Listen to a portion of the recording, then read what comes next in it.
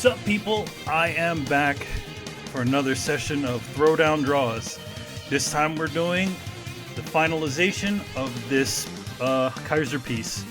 Pretty much what I'm going to do is take it over into Photoshop and do all kinds of other fun stuff.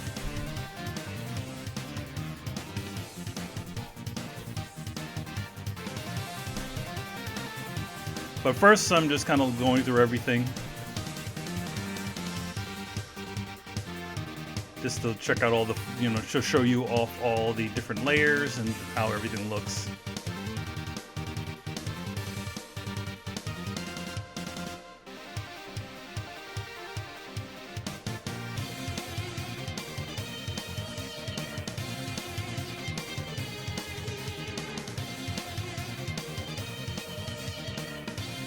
Probably going to do a little bit more rendering on the character, and then I was going to go take it over into Photoshop and do some final color adjustments and all that other fun stuff.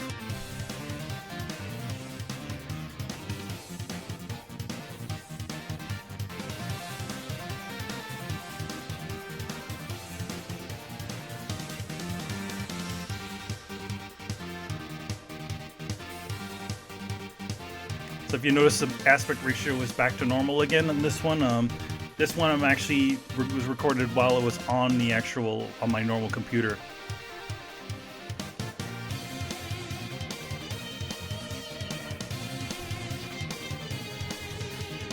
Hey, what's up, Sketch 6?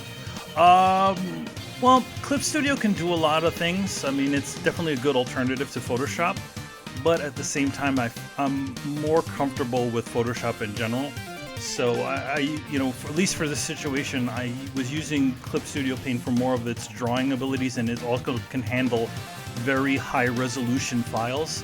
And I drew this at like 4K resolution. The usual program that I use, what is that program?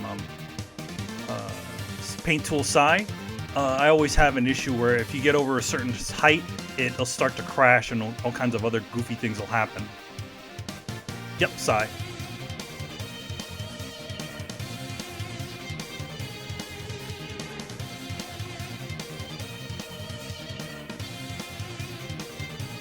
No, I don't have an update to Psy 2. I still have the dirt old one that but to be honest, I don't know if Psy can handle the size of files that I was using. You can do 10K squared? Well, this one I was working at 4K. For the other Contra stuff, I was working at way higher than that. So it was like pretty crazy. So what I just decided to do was I needed a drawing program that could kind of handle that sort of sizing. Even Photoshop, but in general, Photoshop I really don't like for drawing. I can draw in it, but I don't like to use it.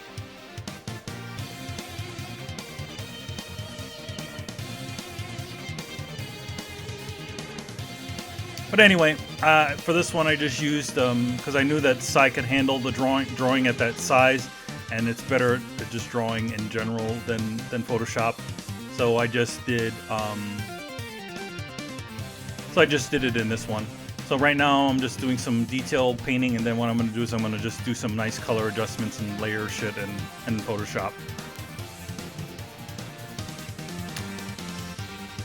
Yep. I mean, yes, obviously Photoshop was pretty much built for, it's literally built for photo editing. Artists just co-opted using it because it was the only thing that existed, right?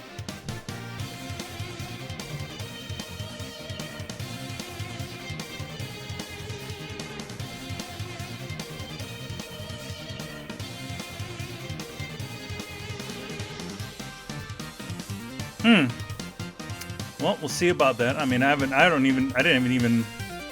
geez, I'm using like an old version of Psy, like literally the one that like you had to change the text file in to make it read in English. Like I have that version, like before it was even in English. That's how old my version of Psy is.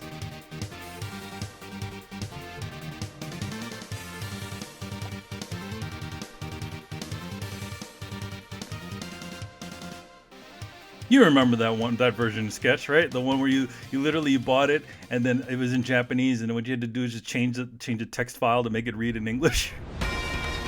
So I've never actually bothered to buy a new one.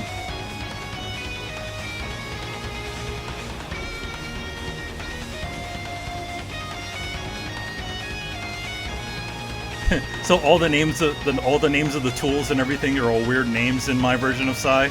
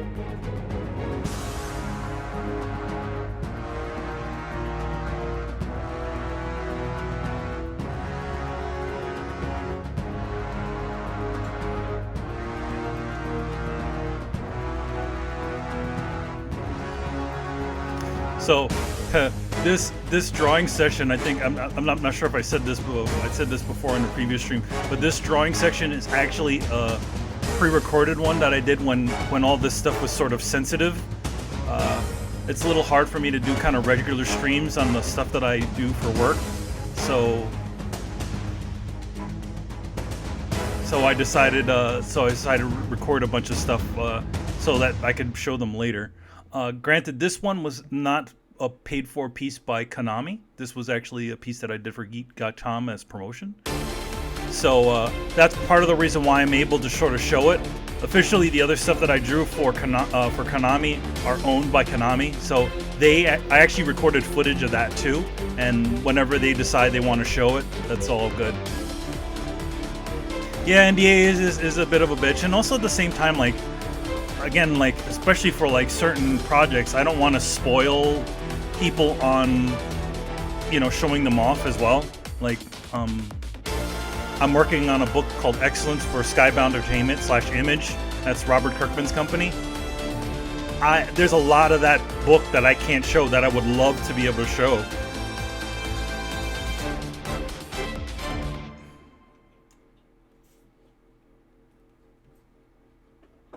So yeah, but yeah, like at least so what I did was like just to kind of be able to do a straight string of streams, I decided to record them whenever I was doing them and then show them, and while I'm working on stuff, my day jobby stuff,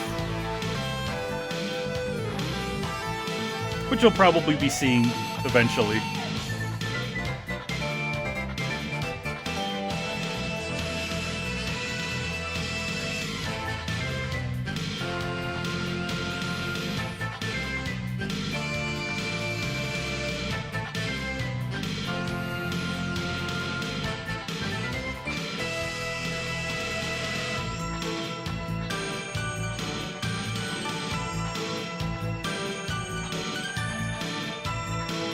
Yeah, pretty much. So, you know, the kind of like, obviously I don't want to pre-record myself in there. I kind of want to be able to interact with people, which is cool.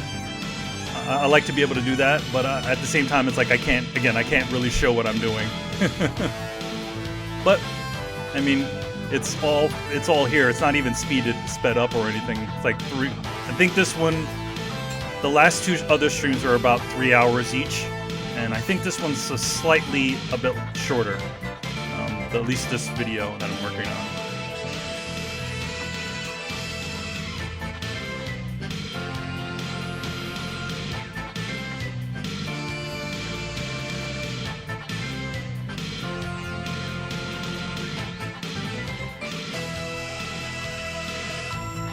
that's pretty much what's going to happen.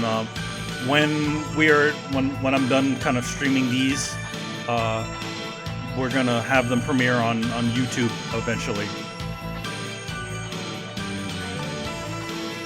I have a whole little section on the Throwdown podcast like playlist of all the different previous Throwdown draw sessions I've done.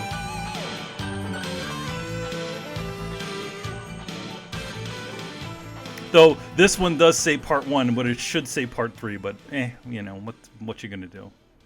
We'll change out the names later. Eventually, Twitch deletes all these streams anyways. YouTube is kind of like our archive, you know, from whenever we do shows live on Twitch.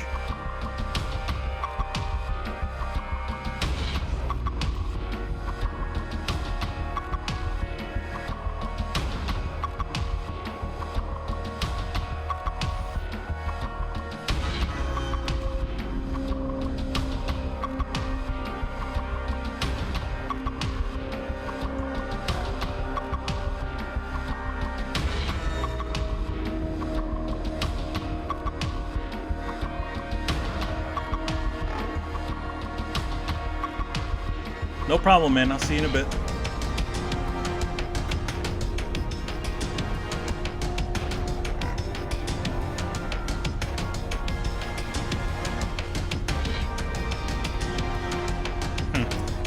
You guys get to see a little bit of my desktop, my messy second screen desktop there.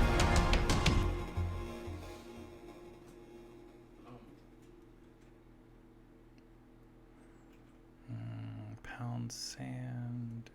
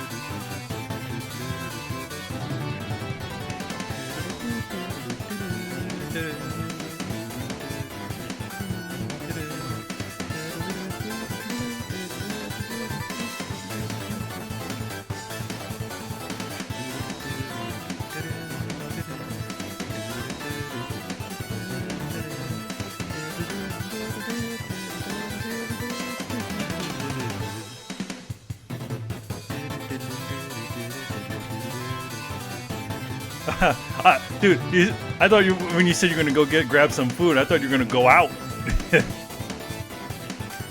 Right there, you see that's actually a piece from Contra Rogue Corps, which was part of the original motion comic. I think that was the second drawing. No, what? I think that was the second drawing I drew for it for the game. To kind of try to solidify the main character, Kaiser, at least the way I'm going to draw him.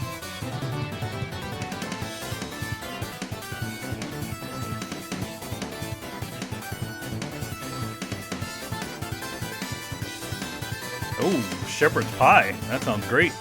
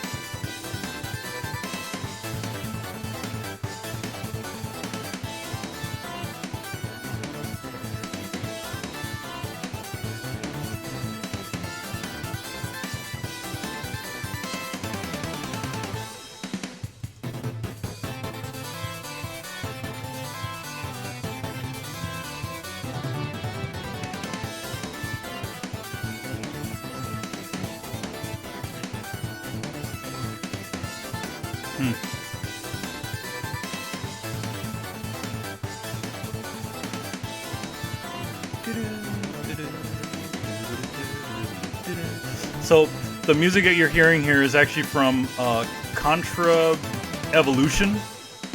They have some cool remixes of all the classic Contra music. It's kind of a mix. I kind of set up a little playlist where it's like a mix of all kinds of music from different Contra games, and you know, and some stuff from the new Road Core game that I worked on.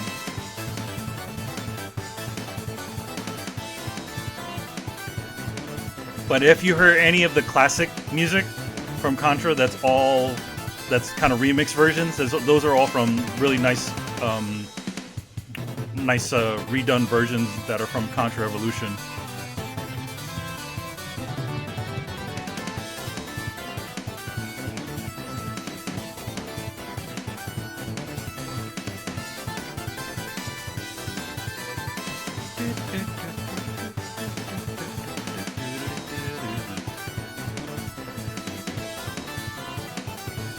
So yeah, part of the reason why I created like Throwdown draws is I actually used to do some streams on my own YouTube channel, which I have, but I just noticed that there was just I noticed that a lot of the fans wanted to look at all that stuff too, and it kind of was sort of disconnected. So I pretty much just combined them and just essentially have it show up on our Throwdown YouTube.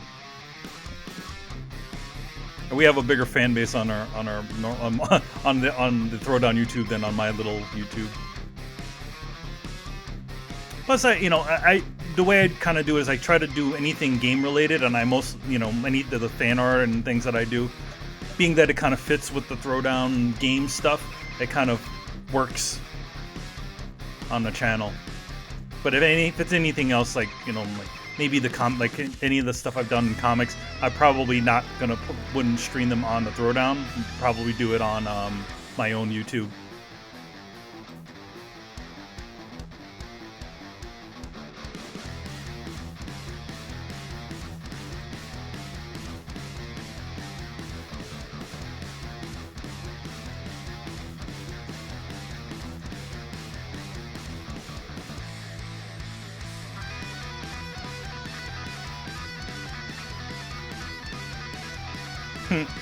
If you think about it, this episode is a little bit of a pre-show to tonight's Throwdown.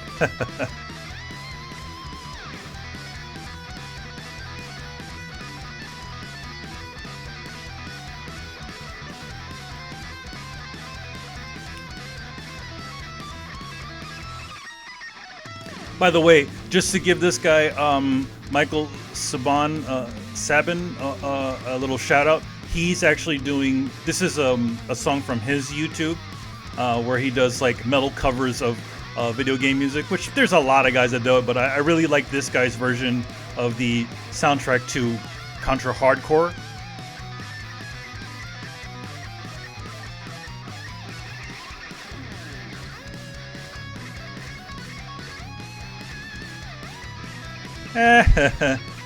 I don't have a big following on my YouTube. It's the one thing about it is like when it comes to like followership, there's no like kind of crossover. You know what I mean? Like it's hard to get people to kind of click on the things and to maybe go to your if you have something for sale online. It's hard to get people to actually interact with the thing. So I've posted like streams and stuff on my YouTube, and I've just had it pretty much like empty. So I just kind of like every so often I post stuff to my YouTube. I mean, the thing I have the most, I think the most watches on is like I did a full run through of the little art book that I did, and everybody seemed to like that. But that's about it. I did a Spider-Man stream not long ago, and it was like it was close to 24 hours. I did that. And it was pretty on this YouTube, and I mean on the Twitch, and it did pretty well. Twitch is a hard room to work, though.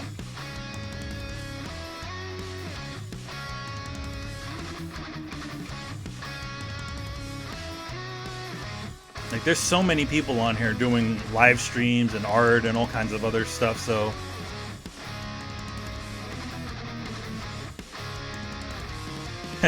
Maybe if I started drawing Fortnite fan art, maybe that'll do it, right? Fortnite and Overwatch.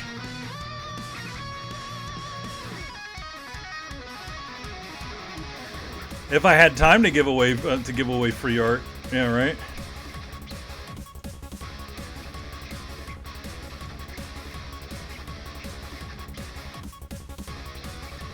Though I do have a 20% code that flashes on the screen.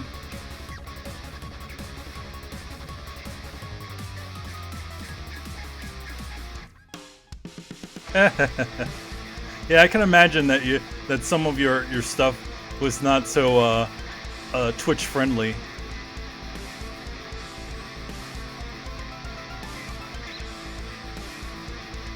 Nice.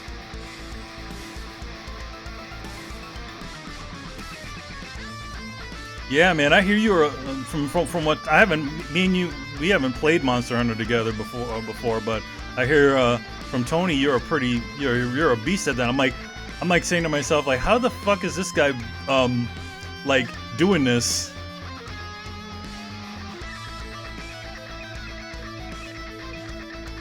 Like, how is he doing all this commission work and then doing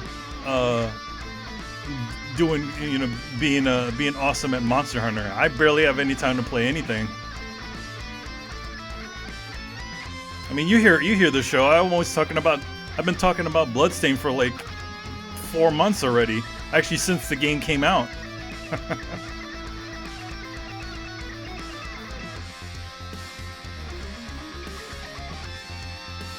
Just been hacking away at it. I realize now that my game playing is definitely kind of truncated because of the work.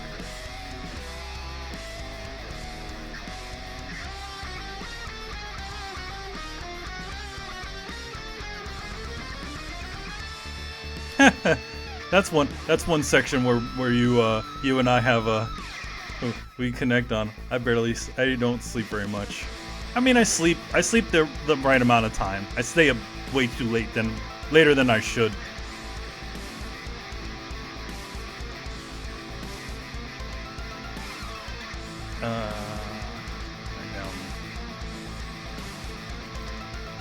Okay.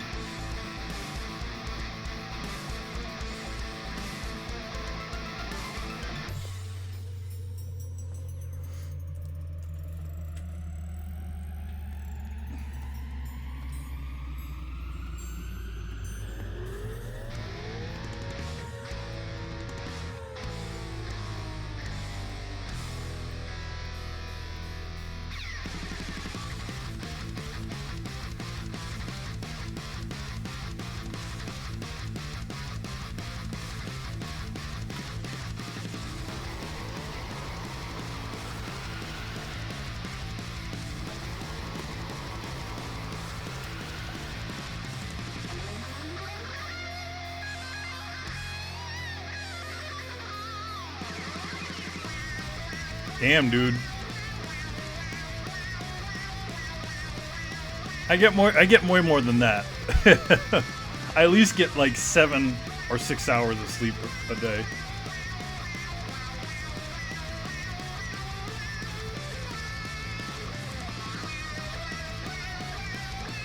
And even that I need a little bit of coffee as a pick me up. I used to be where I used to get like no sleep and wake up for the day and go into to my full-time job and all that stuff. Now, as I'm getting older, I'm like, man, I need a little coffee. I never used to drink coffee before. I want to say like maybe 4 or 3 years ago, I want to say.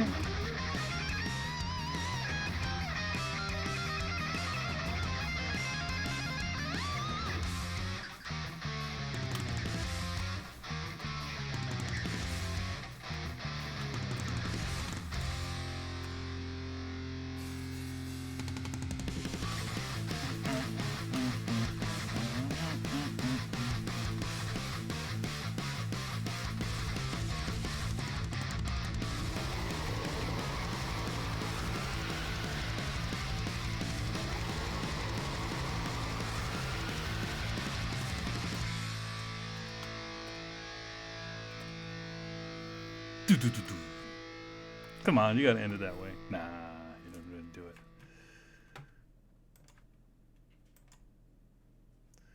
All right, let us go to.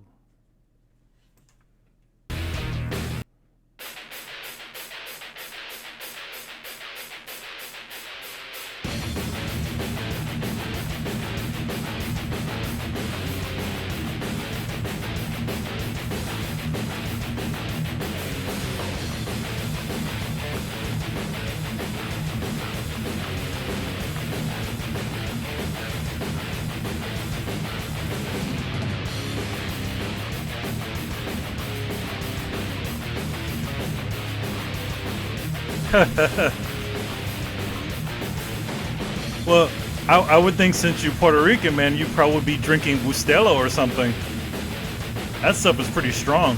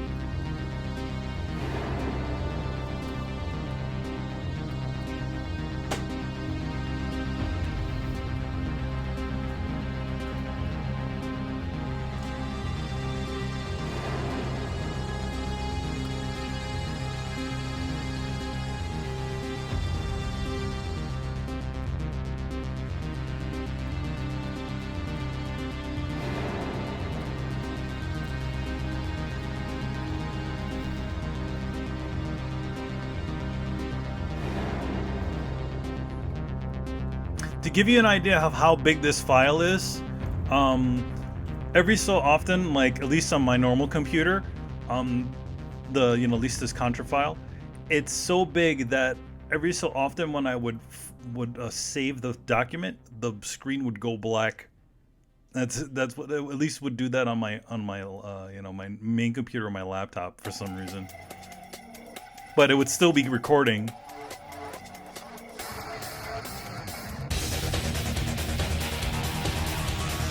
Which is good. So I thought whenever I would do these things, you see the screen go black, but actually it didn't.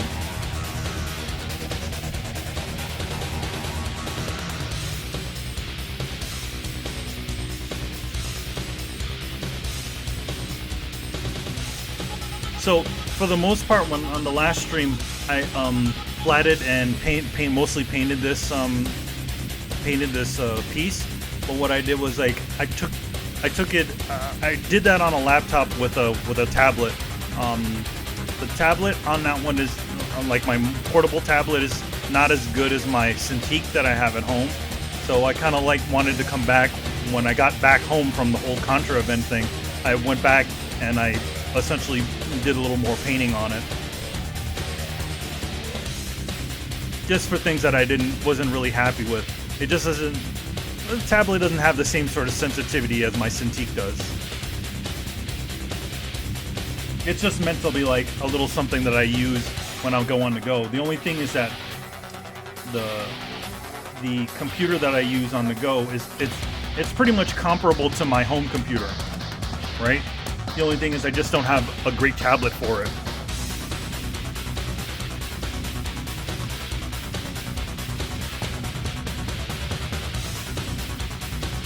And I'm not about to go invest a bunch of money on a tablet that I'm probably only going to use like a really, you know, every so often, because I don't leave the house very much.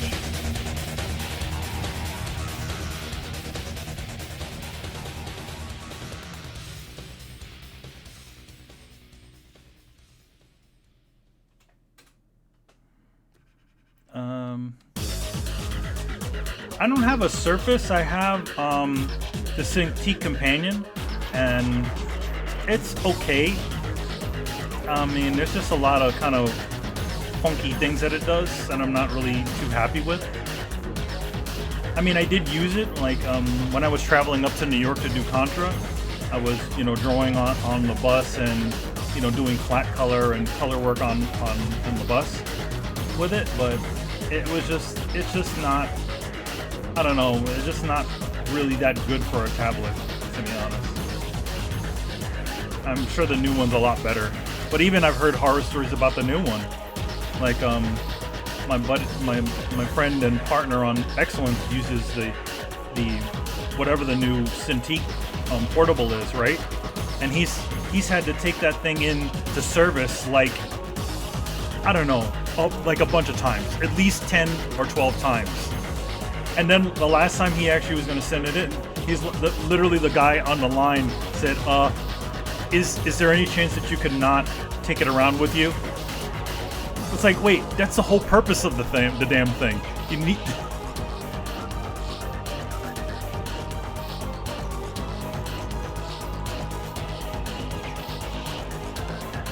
For me on the Cintiq, it really doesn't matter.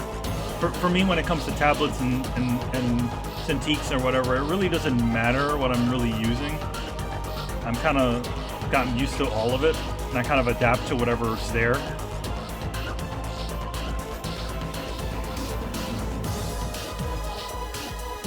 Like, I'll tell you, like, the first computer that so when I was in, the first time I was in-house doing Contra stuff, right, we had this really lousy, like, computer that they were using, they gave me to do artwork on.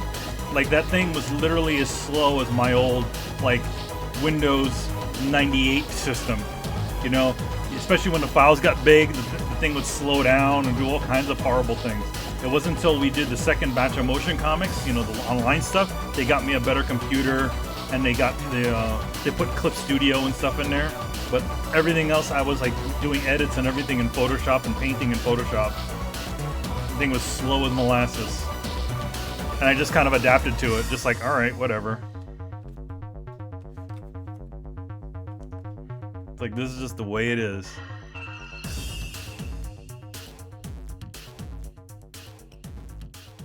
Well, his Cintiq is actually was under warranty. He had just bought it because he knew he was gonna be traveling a lot. So that's why he got it. But he knows, like, just using it and taking it on the go, it just the screen would have all kinds of problems and stuff like that, and the sensitivity would all go off, and that's just from traveling. So it's like, okay, you bought this thing to be supposed portable, but it really isn't.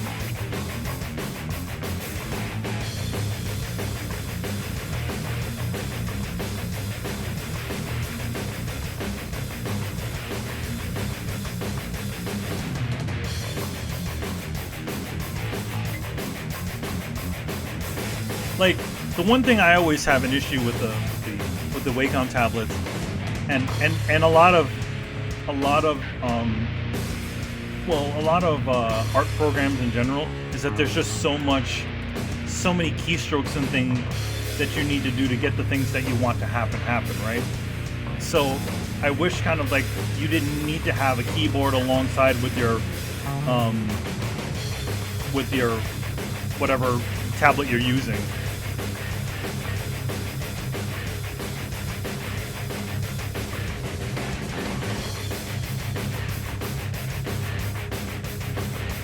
Yeah, Wacom drivers are horrible.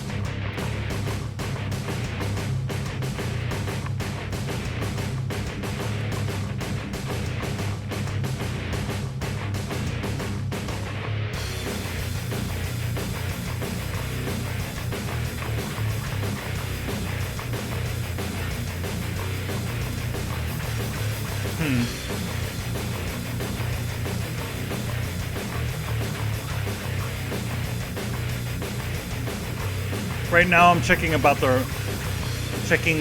readability on everything,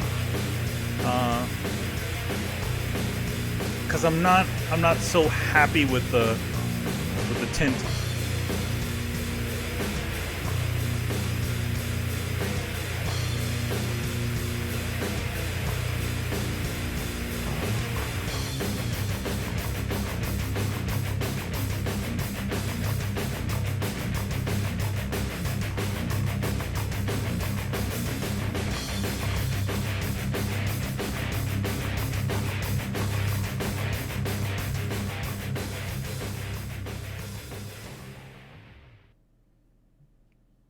Yeah, I was actually lucky with my Cintiq. My Cintiq's actually pretty old. It's actually the old 21-inch one, and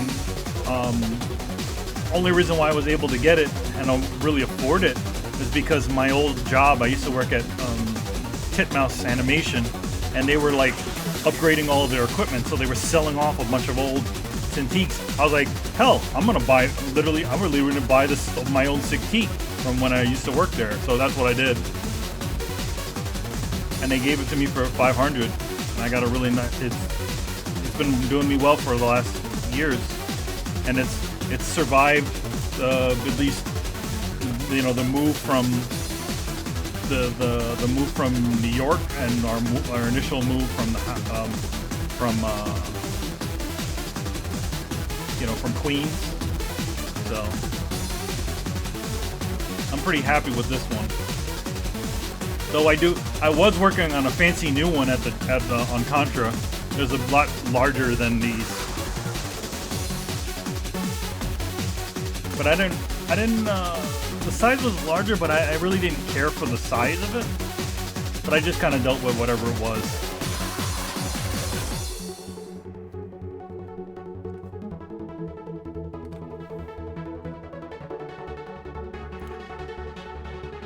Yep, I left New York about 3 years ago.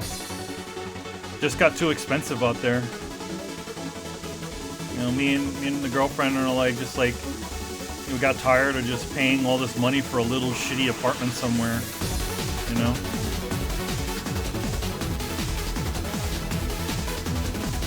So we live out in PA.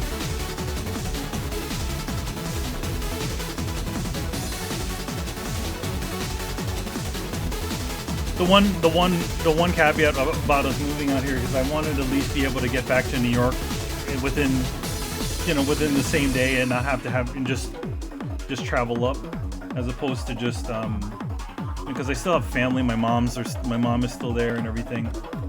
So I at least want to be able to get back if anything should go wrong.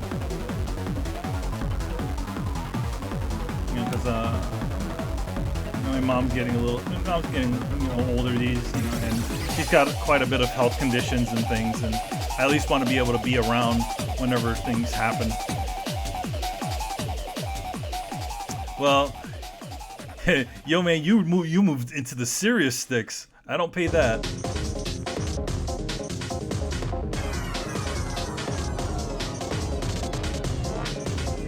Hey Jossie, Sketch is telling me that he's got a 3-bedroom apartment for $800, but he lives in Ohio.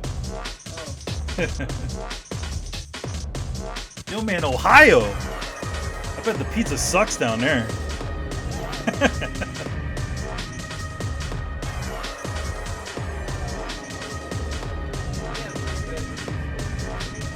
Huh? Oh yeah? Oh yeah.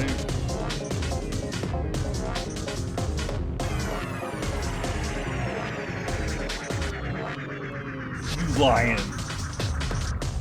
I live out here in Pennsylvania. There's like 1,000 pizza places, and all of them are shit. They're horrible. It's like literally like pizza places on top of pizza places, and they all taste like friggin' like microwave pizza. Either that or just people from Philadelphia just don't know how to make pizza. I don't know, but their pizza just isn't very good. We only had like There's only like 2 places that I consider acceptable. Maybe 3.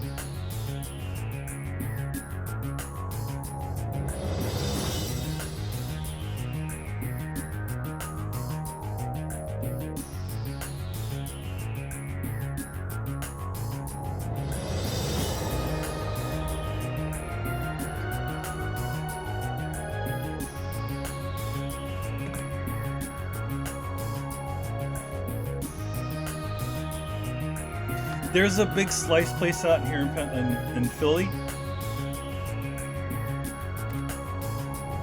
but their pizza's garbage. You're really just paying. You're just really paying for just the size of the pizza.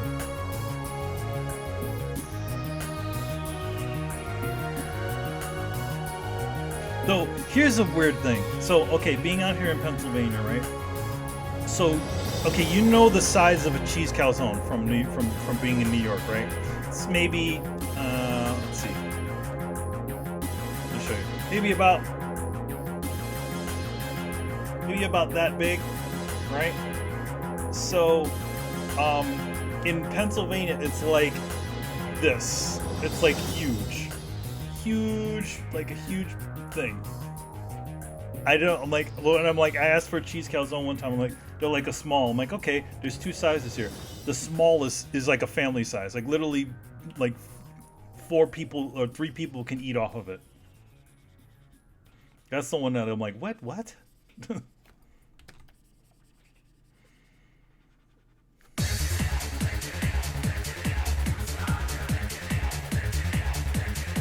Granted, as much. Yeah, exactly. Granted, granted, I have no complaints about the cheese calzones in Pennsylvania because they don't. It's really the crust out here that they really kind of screw up, and also in the spaghetti sauce. And the sauce on the pizza that usually tastes weird here. But cheese calzone's easy because all it is mozzarella cheese and ricotta, and that's it.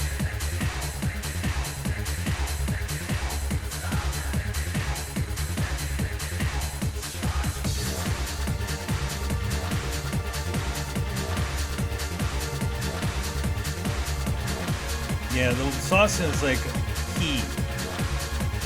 And most of the places here, it's the crust and the sauce that's the worst.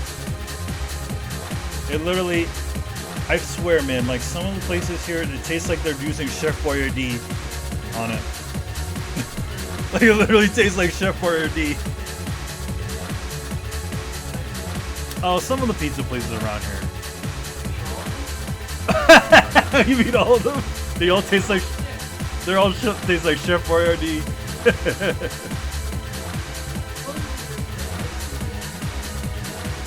All right.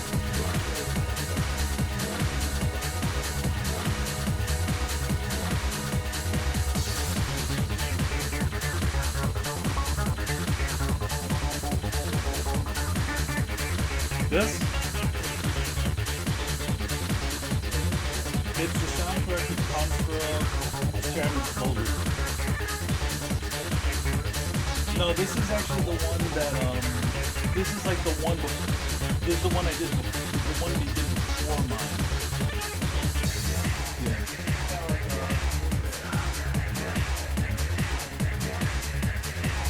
Yeah, it's, well, granted, it's probably all the same guys. Some of it sounds like his Zone Avengers, which sounds like that work too. So I'm sure that guy worked on it too. Konami. Yeah, like Beat Mania, it sounds a little like that. So my guess is that they probably use whoever did those things to do the music for. It seems like it's a mixed bag though, because it's like some of it's like heavy metal music and some of it is techno. Well, that's kind of like that Dimani stuff is. It's a whole bunch of different like styles of music. Mm-hmm. So they probably got some people.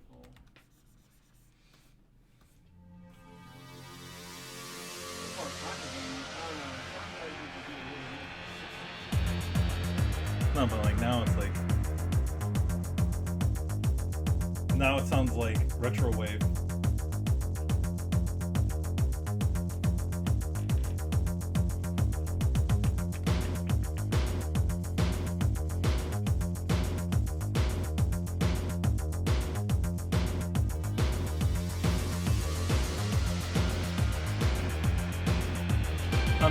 On this soundtrack though, I kind of like the non, you know, I usually like the heavy metal stuff, but I think on the Contra Shattered Soldier soundtrack, I think it has better non-metal music. Like the song that's playing right now is pretty cool. Yeah, sounds like retro, like wave. Yeah.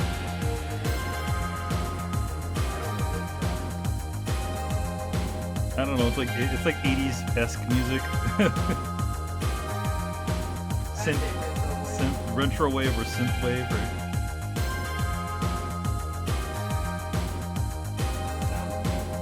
Oh.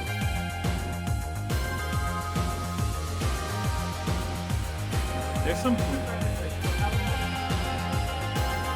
Oh my God! Shattered Soldier. When did Shattered Soldier come out?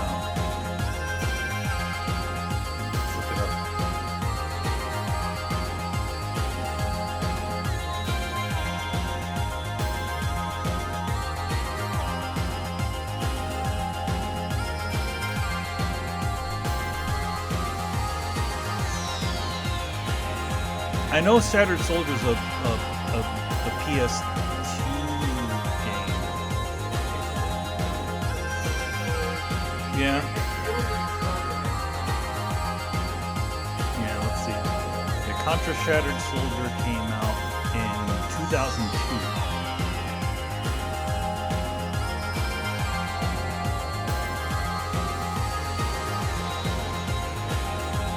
I mean, it's a damn decent soundtrack. I really like it. But then again, I feel like Contra, Sup Yo, the Third. How's it going, man? Oh, you think the music is louder than me? I'll just lower it a little bit.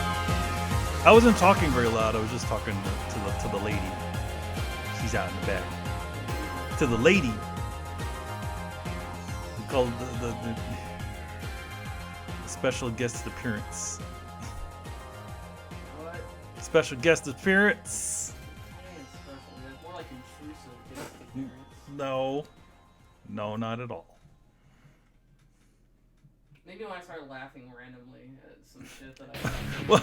well, folks on the Throwdown know your laugh pretty well because you laugh a lot. You laugh a lot. Because I'm always watching funny shit, or I think of shit that's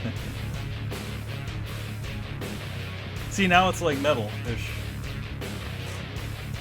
Here. Kind of hard to I hear, but I almost feel like I'm hearing like. Yeah, there is some synthesizer, so it's like a mix. Kind of. Well, that's the yeah. This is more industrial.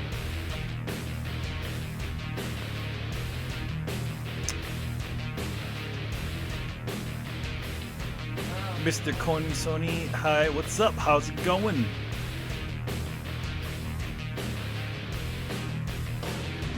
Thanks for joining me again for this.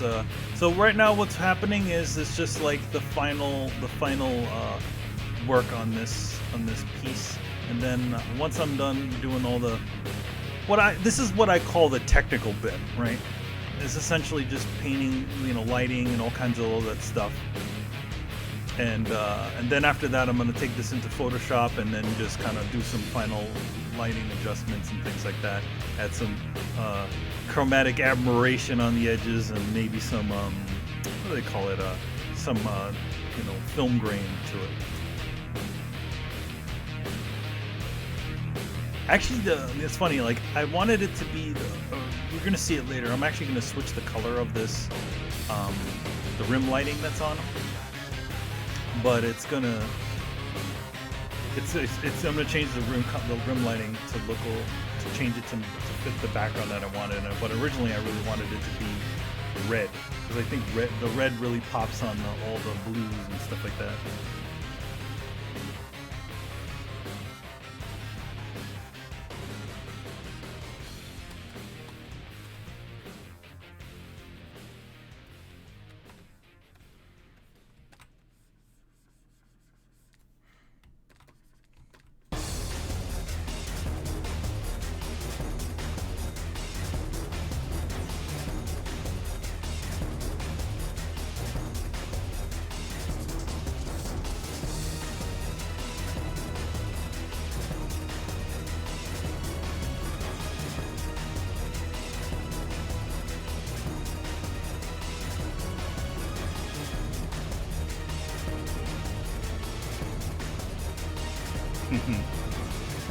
I think I might have also painted this during an episode of Throwdown, as I remember, because or the Monday that I came back or something like that.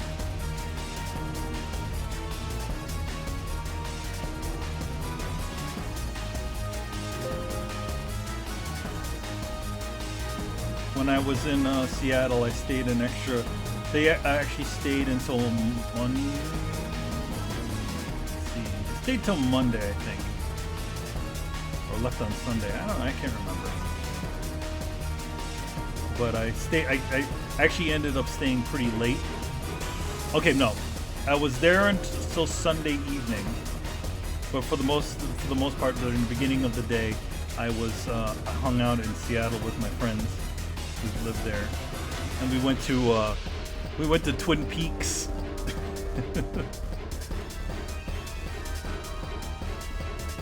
Which is it is literally the town where they little town that they filmed all of Twin Peaks at, where the little waterfall is and the hotel is on the top of the waterfall, all the different things. So I went to the little.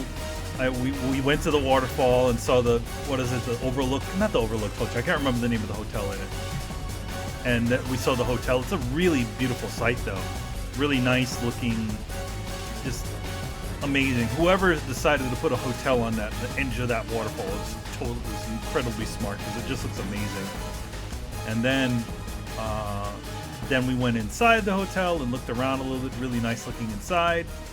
And then we went over to the little diner where which doubled for the double R diner in Twin Peaks. And recently for the Twin Peaks The Return, they what is it? They actually just recently renovated it to look exactly like it did in the 1980s, or excuse me, in the early 90s or mid 90s. Yeah, something like that. In the 90s, they just made it look like it did again. Because actually, since that show had been filmed, the diner had actually burned down, so it didn't look like the same inside of it anymore. So what those guys, the guys who did the new Twin Peaks thing, they just decided to renovate the whole diner, and then essentially make it so that it can be used as obviously as a real diner. And then, you know, good stuff.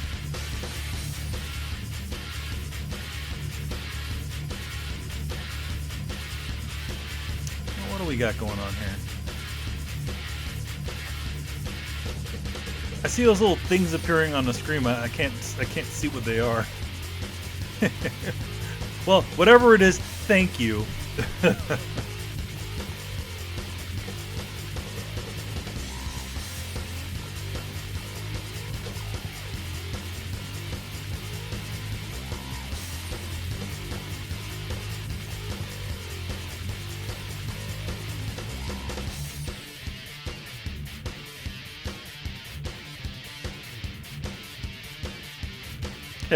I must have stepped away for a little bit and left the recording running for a little bit, because it doesn't look like it's moving. But I assure you, past me will eventually start painting. I'm probably painting with something I can't see very well.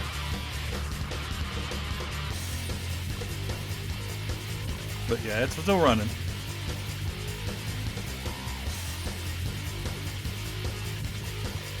So yeah, if you guys have any sort of art questions, I see there's 7 of you hanging out in here. Feel free to ask, because it's always good to talk.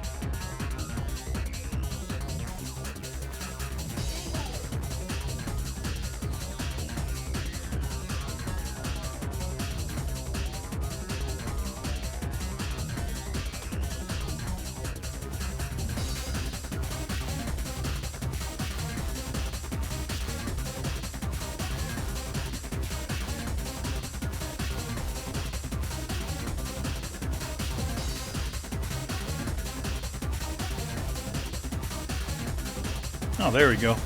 My old self woke up. I must have took a second to go get something to eat or something.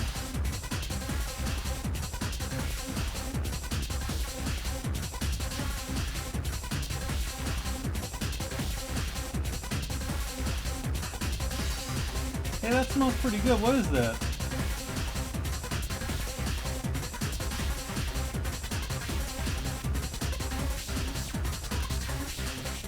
What you cooking? I just smell food in here. I don't know.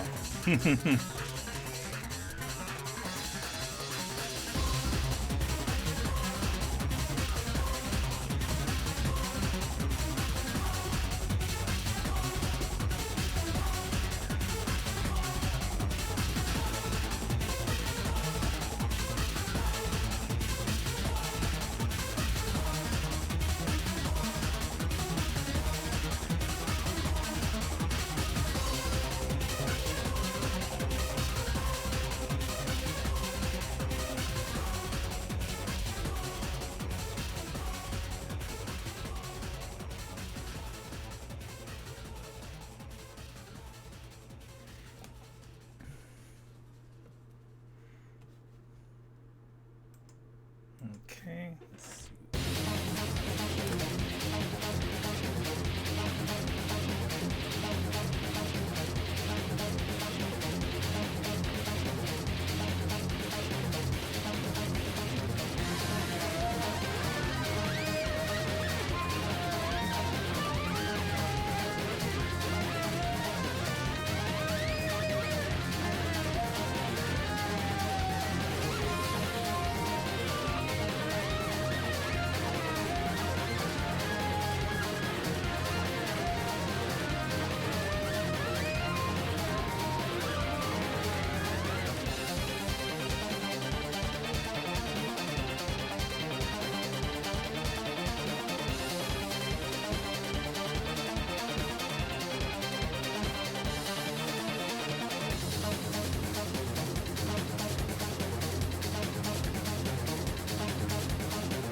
Thanks a lot, Bad Humans.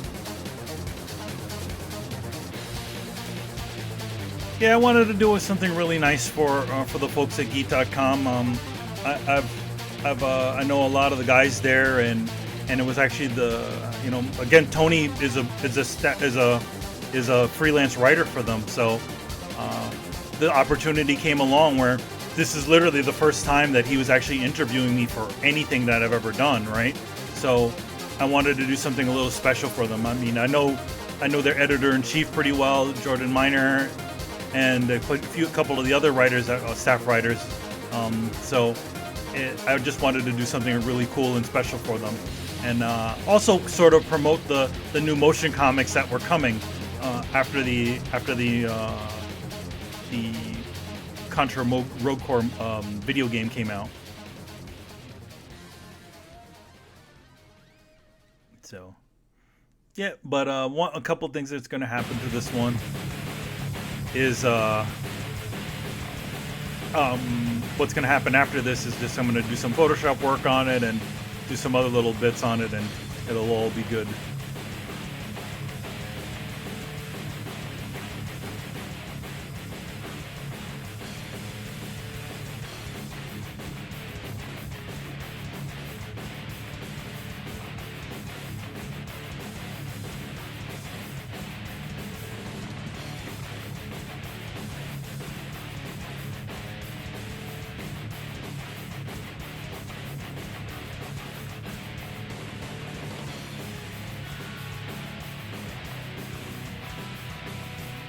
Thanks a lot. Or arigato.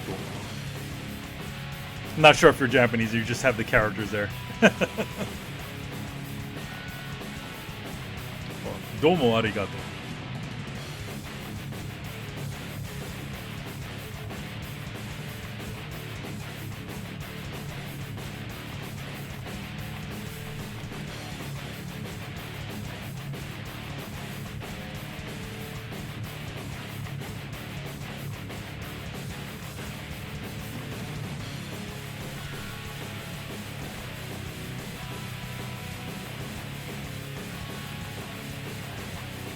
Oh, am I still a little low sounding here? Well, this one thing about it is that this soundtrack is I wouldn't want to say obnoxiously loud, but it's pretty damn loud. How's that? That better?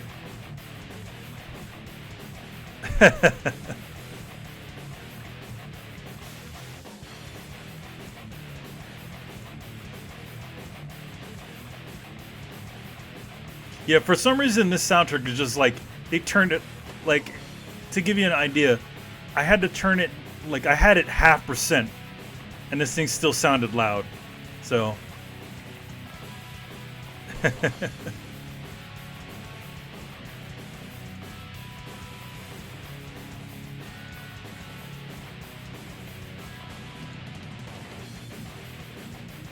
This is the soundtrack to Contra Shattered Soldier, which is essentially the...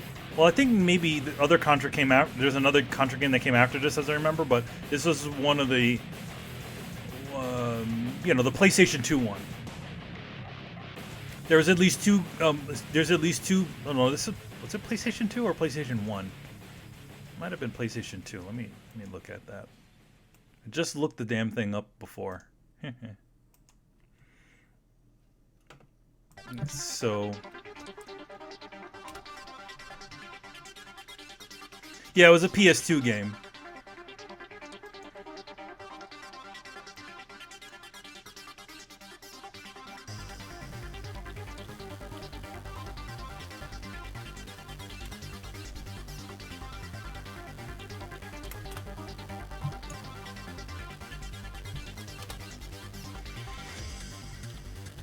Let's see.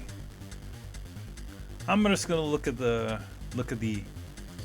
how many Contra games there were before us. Okay, so the last one before, the last console one was Contra 4. Contra Evolution, Was that a... Who made that? Oh, where did that come from? Oh, Contra Evolution was a phone game, I guess.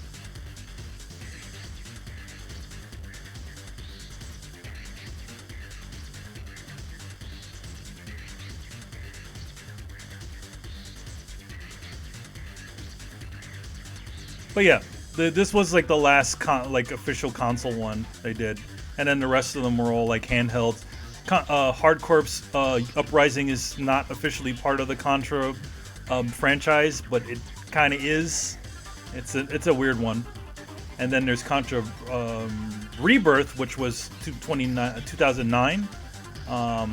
That one was like a remake of the Game Boy one they did. Yeah, and then there was Contra 4, which is also a really great game.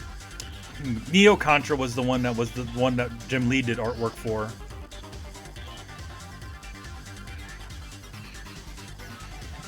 Yeah, so Neo Contra was like the last console one. I love, the last non-handheld console one, and then if you want to consider hardcore Uprising, that's the that was like that's like the PS3 one.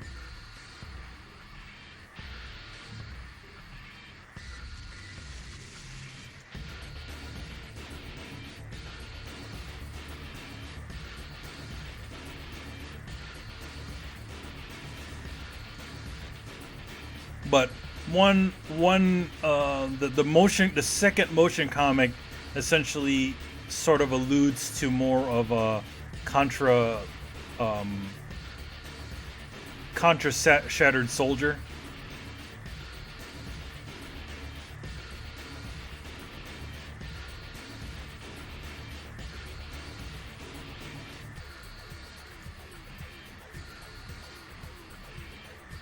Yeah, Jim Lee, that was a really cool one. Like, when I got onto this one, I'm literally like, obviously, they have the Contra 4 and all those things, but I thought the really cool thing was just like officially my artwork gets to follow like Jim Lee and like the guys from Arc System Works. Just some really, really nice artwork, and it's just really cool. Like to be able to be another one in that line. At least for now, Contra's gonna look like my work for a bit. I did a bunch of other different Contra-related things that you probably will see eventually. I don't know what they're gonna appear on, but I did do some other Contra-related stuff that might show up. I don't exactly know what they're going to be used for, but they have it, so it's all good.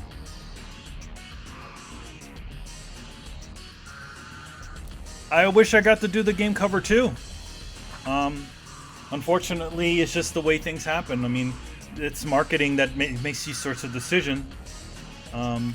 Though, the guys in Konami USA were pretty cool, and they just decided, hey, listen, we have our own budget for this thing. Why don't we just pay Tom Du Bois to do an inside cover? And to be honest, I think as much as I said this on the previous stream, as much as I would have really loved to have done the cover for Contra, I'm cool with Tom Du Bois doing a cover. Doing the inside cover. I feel like there's a lot more. I'm kind of a somewhat of an unknown compared. I'm not somewhat. I am pretty much an unknown compared to him.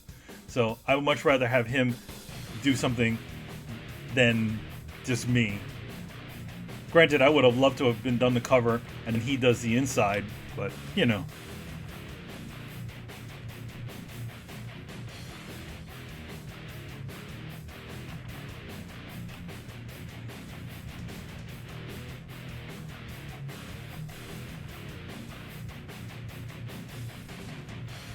Tom Du Bois has a long history with the. Hey, you want the Tom Du Bois poster? I wish they would. I hope that Konami would put it up or something for sale.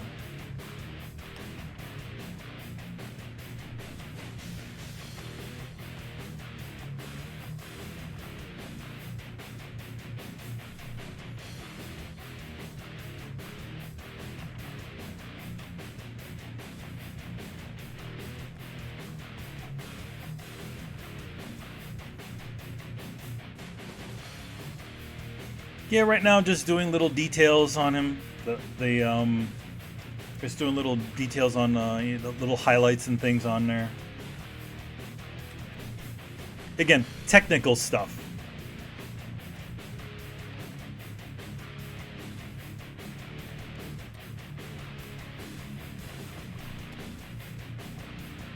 I always find that like whenever I'm doing like artwork to color, like line art to color, there's always that what I call there's like an automatic stage, right?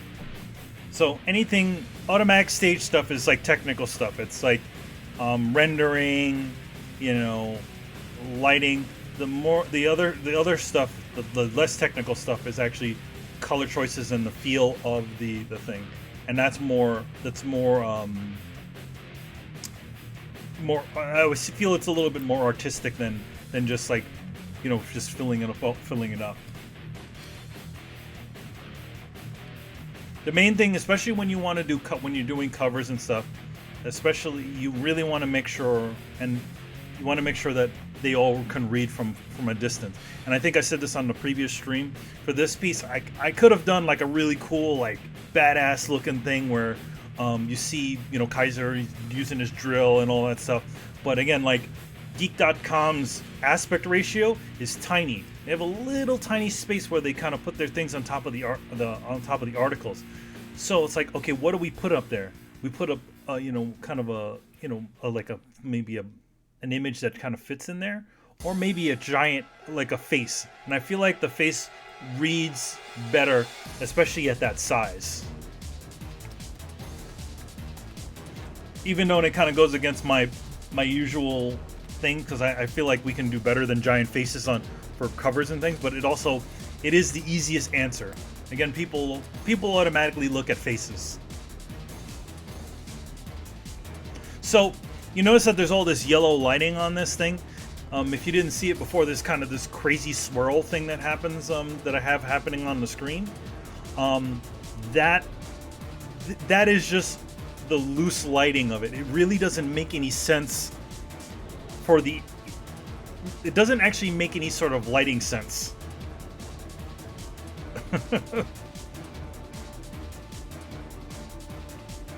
It only makes it doesn't make any lighting sense. It just makes sense because it's kind of cool looking. But other than that, yeah, no. Right now, I'm drawing the television monitors because in the motion comic, there's at the end of the sequences, we have like a little a shot of Kaiser, and he's like, we're gonna get ready, we're gonna beat these guys, generic tough guy talk. Anyway, you're standing in front of all these these crazy monitors. So the red things, at least for now, are just a stand-in for the monitors.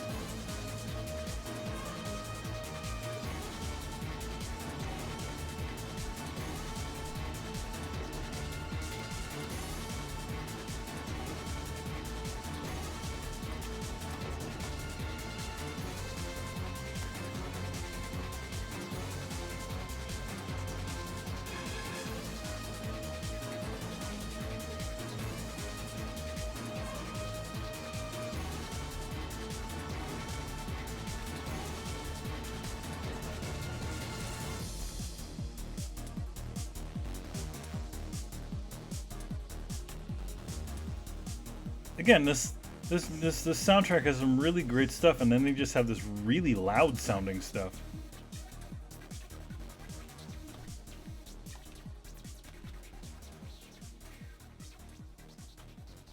Yep, I ink all digitally. At least for now I do. I used to back in the day, and Sketch knows this, I used to draw on paper. I used to just draw everything on paper and then scan it in and then do all that good stuff. And then finally I just at some point I just, I found a really good program, which was Paint Tool Sci, and that's part of when I started going digital. And then just essentially trying to find ways to be able to do things digitally that feel organic. Hey, just change the color of that stuff in the background.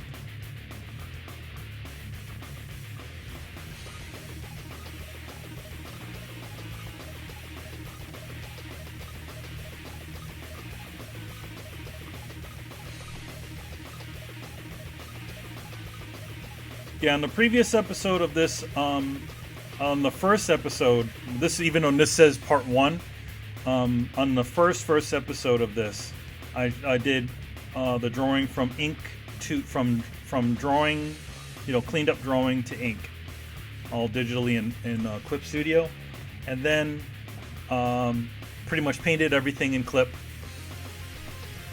and then again I'm gonna go take this thing into Photoshop and then do the final battle. Final battle.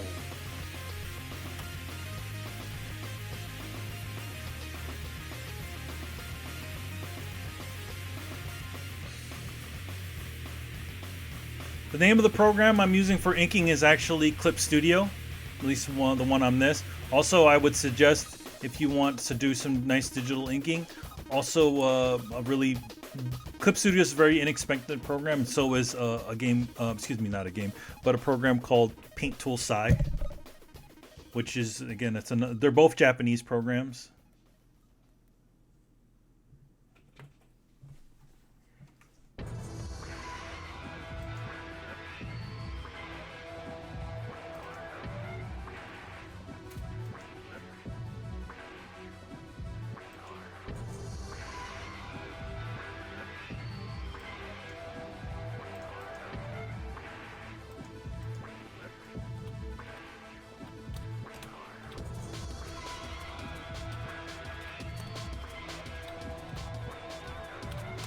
I'll see if I can toss a link in there for you guys to see.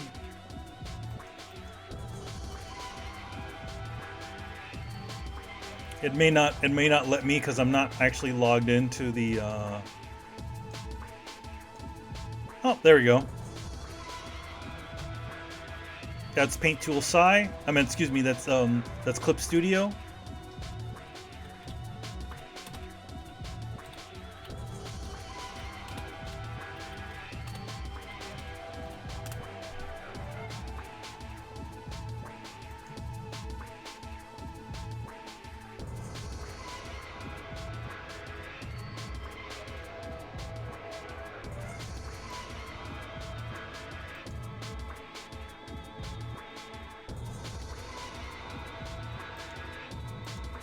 And here is Paint Tool Sai. That's also in Japanese as well. If you are Japanese, I don't know, I can't tell. I don't know if you have kanji there, but both very good programs, both very inexpensive.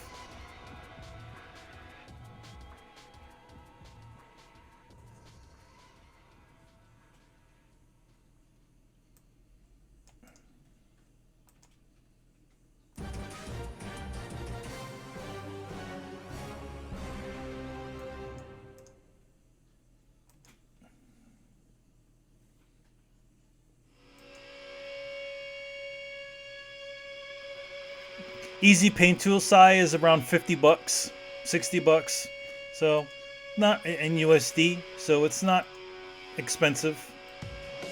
And they're both both Clip Studio. Here's the thing, if you have Clip Studio and if you have a Sai together, I would definitely think they could definitely fill the space of a Photoshop. Because Sai does have a lot of the things that has a lot of the same abilities as Photoshop, and they have a lot of more things too.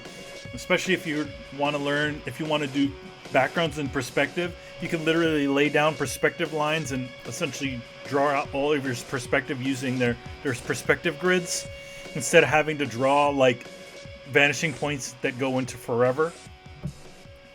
So it's a really great program, definitely made for artwork. Specifically with Sai 2. Sai 2, as I know, has the dot matrix pattern. What do they call it? The shaders on there. Because before, I remember all they had was the canvas texture. But again, really good stuff. And the one thing I can say about Sai is it's a lot more simple to understand. There's not too many there's not a lot of menus and things that you need to go through to get it to do the things that you do, and I think that's the reason why I and a lot of other artists really like that program. Clip Studio can be a little bit crazy, but it can do a lot of things. I mean, it literally has like 3D models in there that you can kind of use to pose, and you can kind of pose and use as a assistant to help you drawing certain angles and stuff. You can also change not the aspect ratio, but the lens of on how it does forced perspective. Forced perspective is like this stuff where you see a big hand like that, you can kind of adjust the lens to kind of do that stuff. Because the way foreshortening and forced perspective works is that it depends on how close and far you are, and it actually changes the way the thing is. So like the further you are away from the camera, the view spot, you notice that my hand doesn't look as nearly as big, but as you get closer, it looks more huge. It's just because of the way the lens is curved and the way our eyes sort of see it too. It's how we judge distance.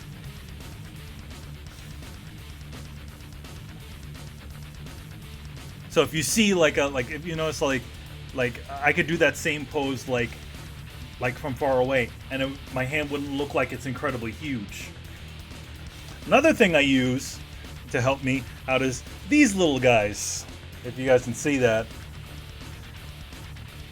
those are these little I think they're Figma figures, and they're kind of like what are they? They're kind of like they're built so that you can kind of draw from them. And sometimes when I need a little bit of help with posing, and I love posing figures and stuff, I tend to throw them out. Oh, it's Photoshop time, by the way. Oh, there's the female one. If I can see it so well. There you go.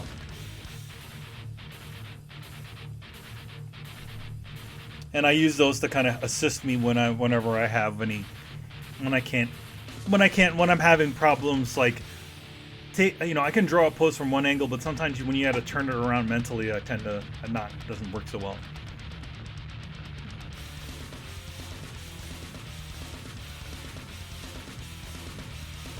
Yeah, run Photoshop CS5.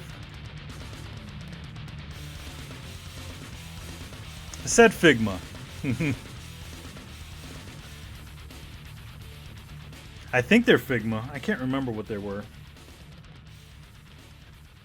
Hey, Jossie, do you remember what these figures were called? They were Figma, right? Jossie. She's in her mode.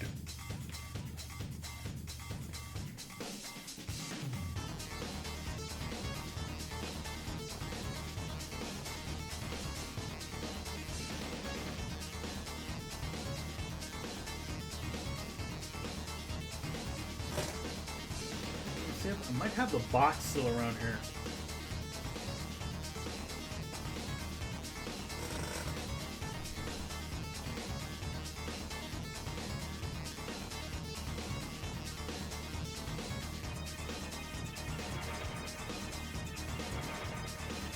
For me,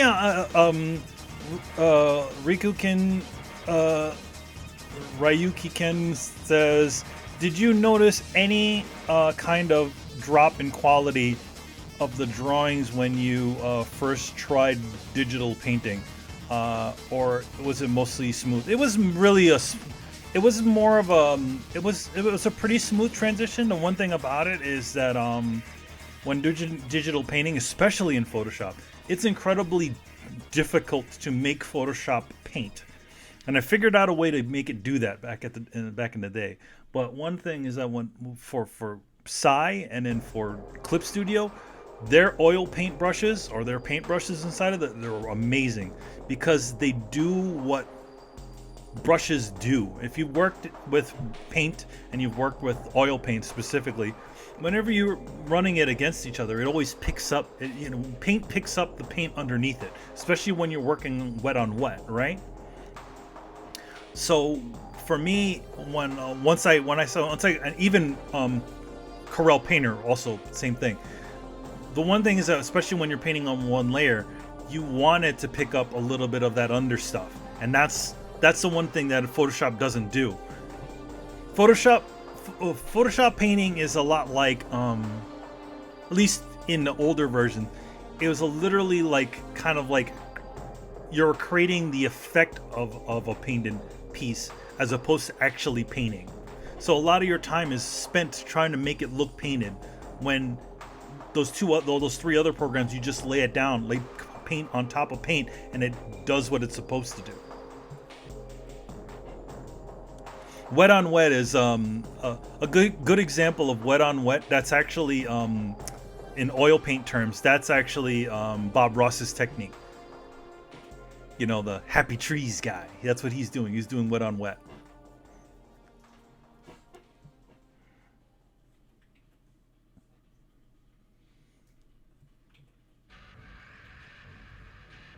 Because the one thing about oil paint is that the way it works is that it has a very long set time. So even a day after you have already painted something, you could actually kind of go back and kind of it takes maybe about a week for oil paint to, and don't quote me on this, I don't remember, but I think it takes about a week for oil paint to actually dry. And the one thing about it is that, you know, most painters, you just like walk away and they come back and paint a little more, and it would still be wet or a little bit dry.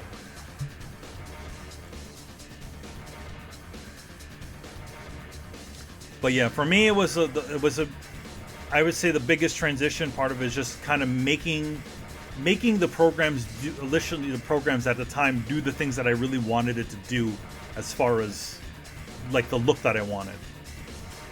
Because I used to, before all of this stuff, I used to do watercolor paintings and gouache paintings and stuff like that. I used to oil paint in school, and I did a little at home. So, but I really wanted that sort of feel on my actual artwork.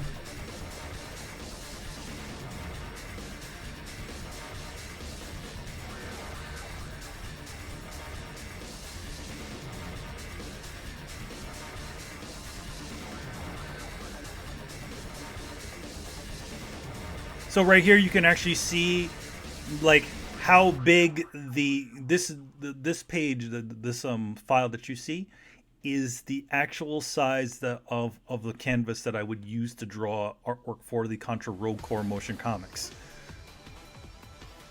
Is this repeating? Because I feel like we heard this song. Oh, okay. Yeah, we did hear this song. But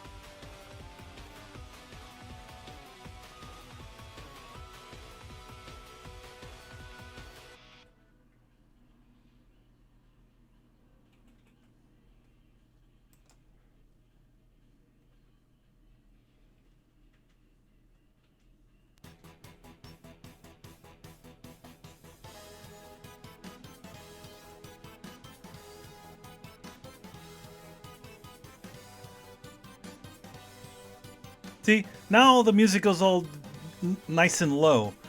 Shattered Soldier has some seriously heavy-duty stuff playing. It's all loud.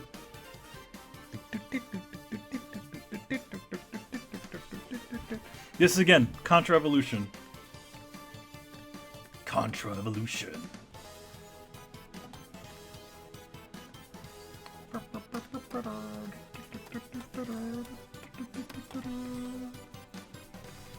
I don't know much about Contra Evolution, but their music's nice.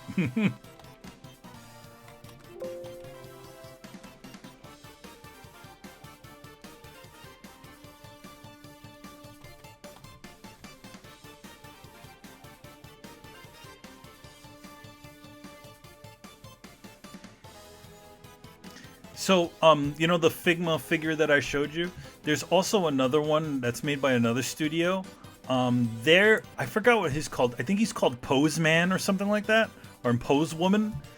What they are is they're the same type of figure, but they're a model kit that you can put together. A lot of the way those sorts of companies kind of get around the fact that they don't. Sometimes they don't want to go through all the trouble of producing a full-on figure. What they'll do is they'll create a model that you can kind of put together, and it's again has like over 30 points of articulation in it and all that stuff. For the Figma figures, which is the name of them is the name of the male one is Body Kun, and the female version is called Body Chan. And there's at least 2 versions of Body Kun and Body Chan.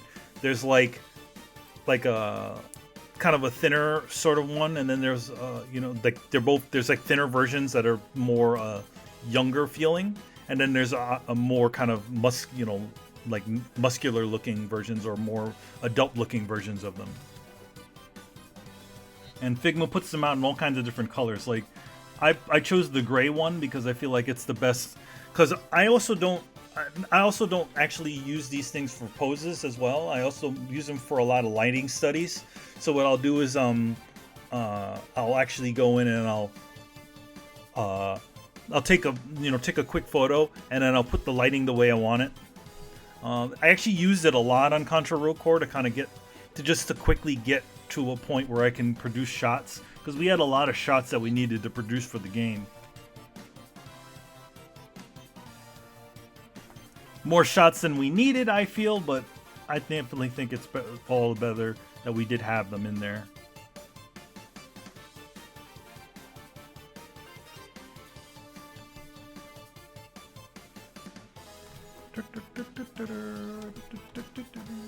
For some reason, it feels like a Friday, but it's really a Thursday.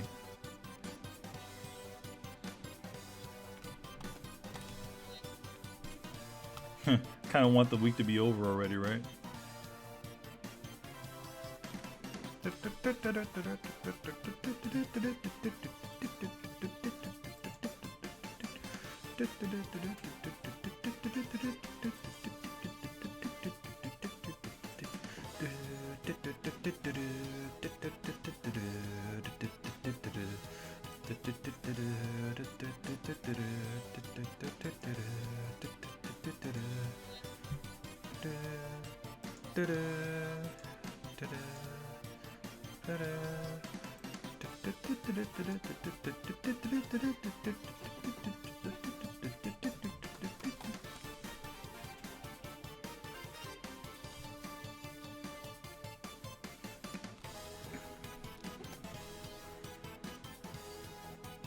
Adding a little bit of underlighting, some glowing.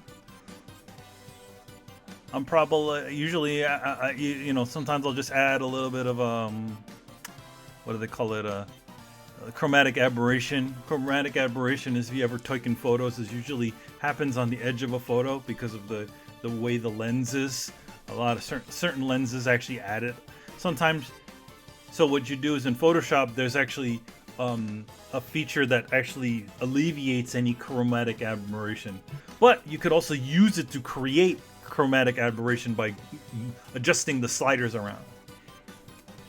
Granted, a lot of artists nowadays tend to use chromatic aberration on the sides of their drawings to kind of give it the. It's kind of the fun new hotness for a lot of them. But I feel like sometimes when it comes to giving something a little bit more of a cinematic feel to it, sometimes it's fun to add it. Also, by the way, if you notice, there's a code on the bottom that just passed by. Lopez IC20. That is my personal insert coin code. If you guys are interested, if you want to go to Insert Coin and pick up some cool swag, they have like all kinds of cool stuff, like Metal Gear stuff and Shenmue stuff, and they have a bunch of the Kojima Productions jackets and things, and you can use that to get to like 20% off.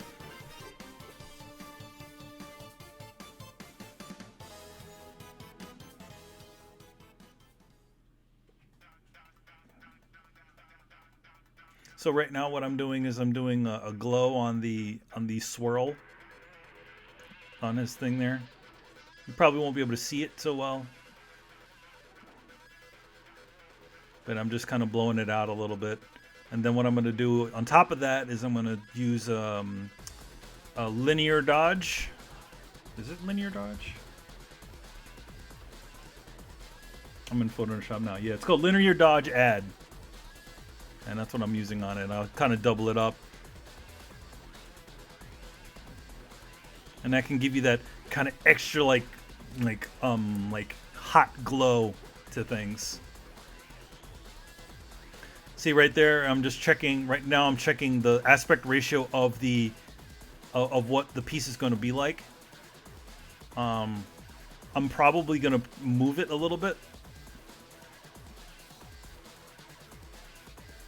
I made a duplicate of it to kind of to essentially just move it around a little.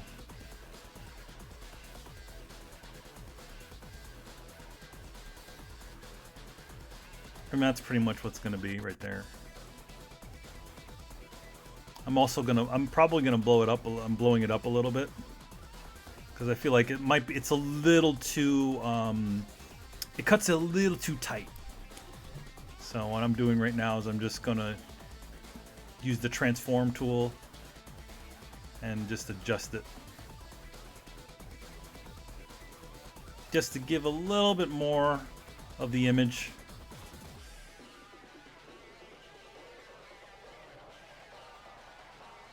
Because I also didn't like the fact that once I added the hand in there, I noticed that the knuckle was actually coming off the, was getting cut at the knuckle, and that's a big no-no when you're doing just when you're doing composition. You never cut anything off at a joint. So, like you see, you see how I'm framed right now. So, I'm actually been kind of lazy and sitting off to the side like this, but yeah, like. Okay, like a good example, like you see how my arm is, right? I'm gonna actually turn the other light on so you can see. There you go. So, like you see how like my arm is kind of sticking off the screen. You either want to have it in front or beyond, and you have to usually do it a little bit above the joint if you're gonna have something stick off the screen. So, like you would never do something like this. You see how like my arm is literally cut off at the elbow? That's a big no-no in composition. So with Kaiser's hand, I had it like, you can see it like he's like this. That's not good. You really want to move it down so you can actually see the thing. So it'll be like, I'm trying to get the writing like that. So yeah, it's just a little bit out down. I mean, granted, it's still kind of butting right at the edge there, which it's just what happens. But yeah, you'd never want to cut something off at the joint. I'm adding a little bit more kind of flair to it, little doubling it up.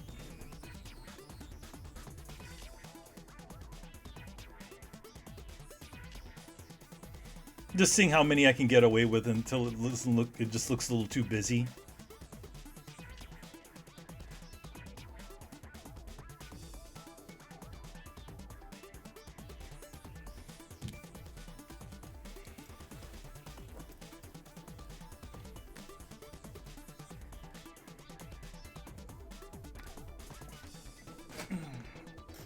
Jeez, I don't remember this being so far to the right or left.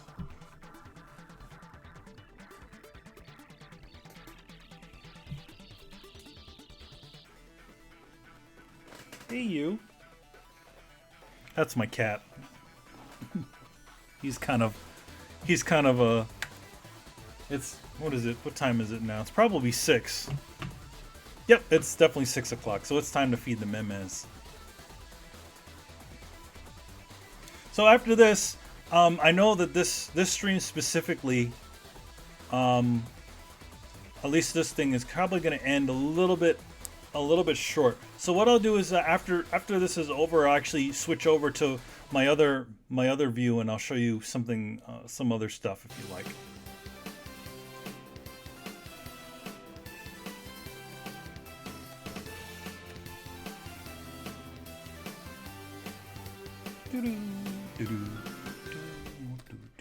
Damn, that ended quick.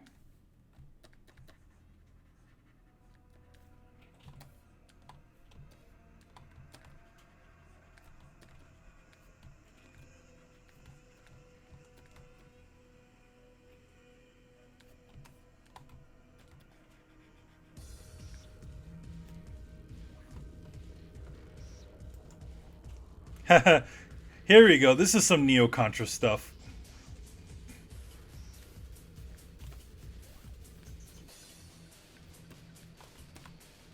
Manny, why are you jumping around?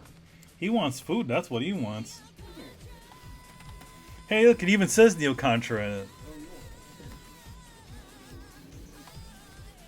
Oh, yeah.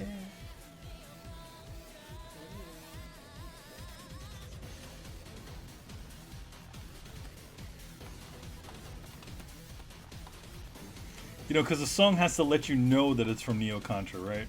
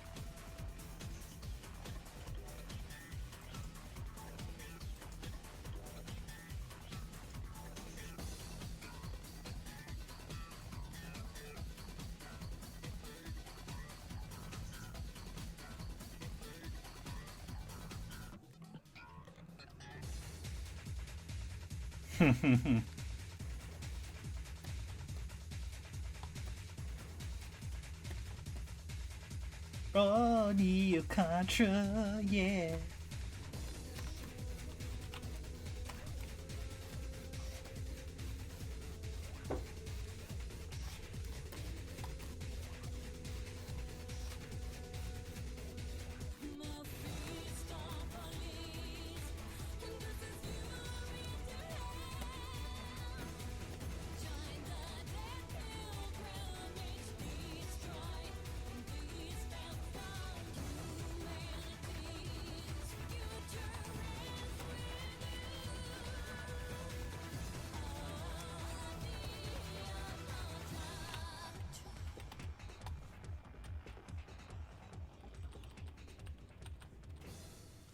What a silly song.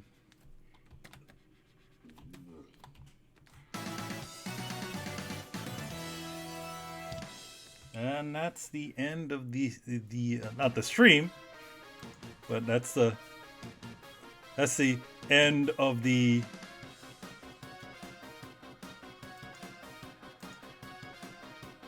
Did my playlist end?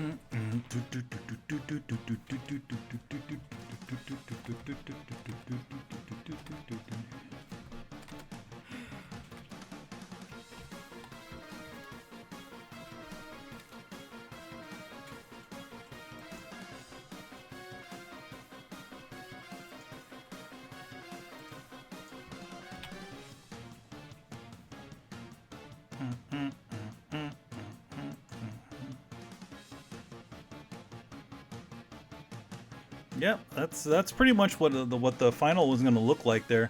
I think I'm going to probably do a little bit more work on that, and yeah, and then I'll show you what's next up on the docket of things I'm going to be doing.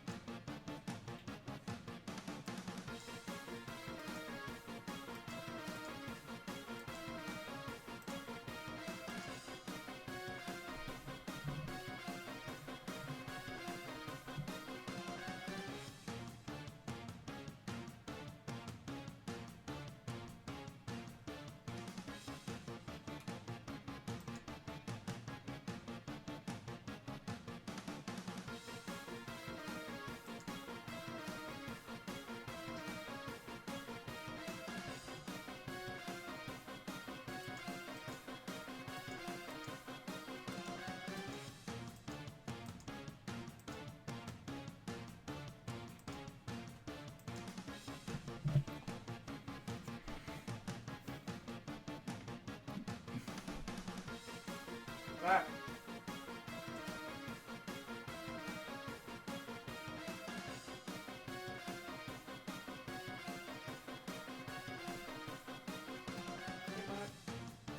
Hey, Goop.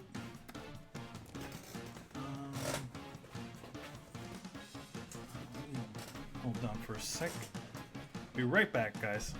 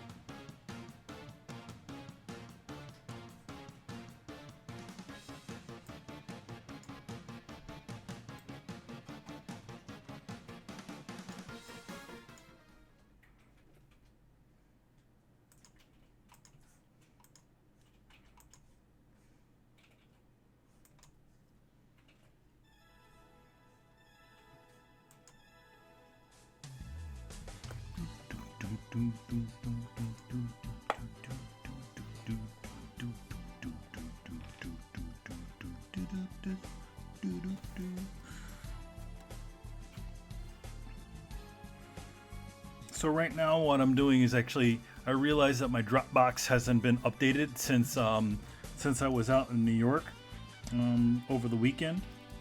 So what I'm doing right now is I'm just kind of checking to see if my documents have been uploaded, so I can show you the next thing that I'm working on.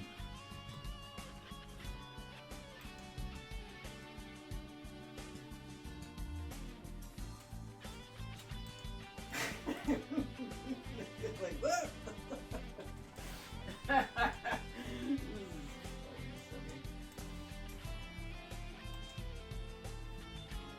And right now, I'm like, just doing some finalization on that piece there.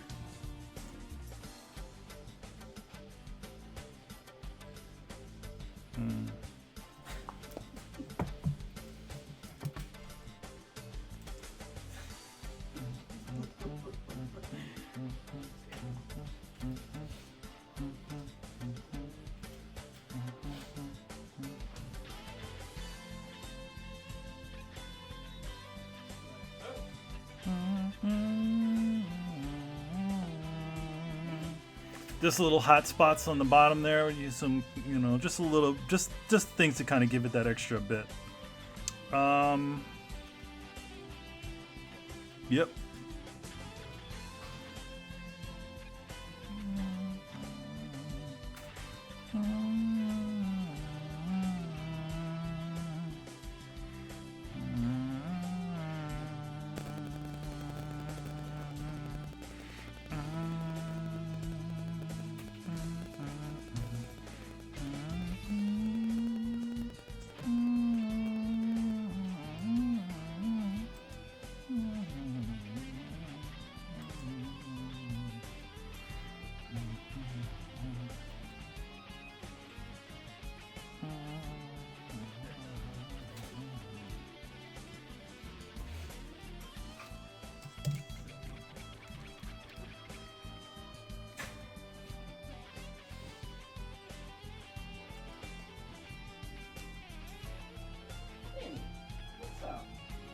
Running.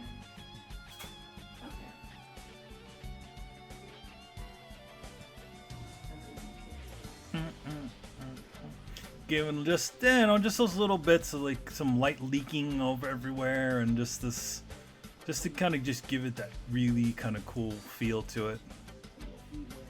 One of the other things I was just worried about, and you see me zooming out a lot on it, just checking to see, that's about the size that you see on the screen is about the size of Geek.com's aspect ratio, and I'm just checking to see that this all this stuff reads, because, you know, big, small, little tiny the thumbnails and stuff like that.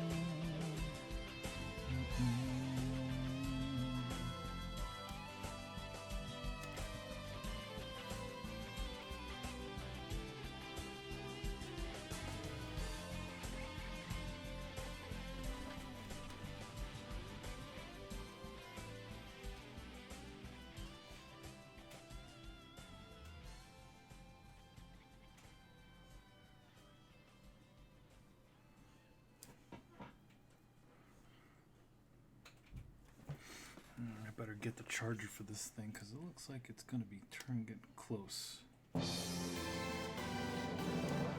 Be right back again. Just going to get my charger for this thing.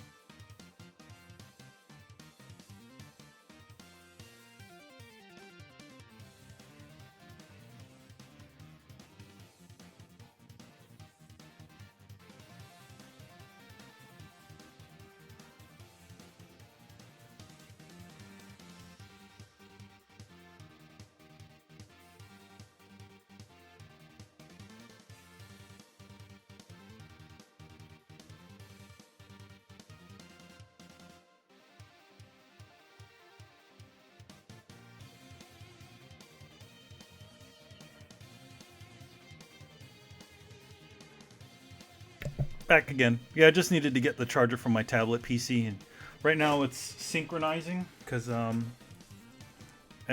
just wanted to show you. There's something on there that I wanted to show you guys, before we head out and do all that stuff.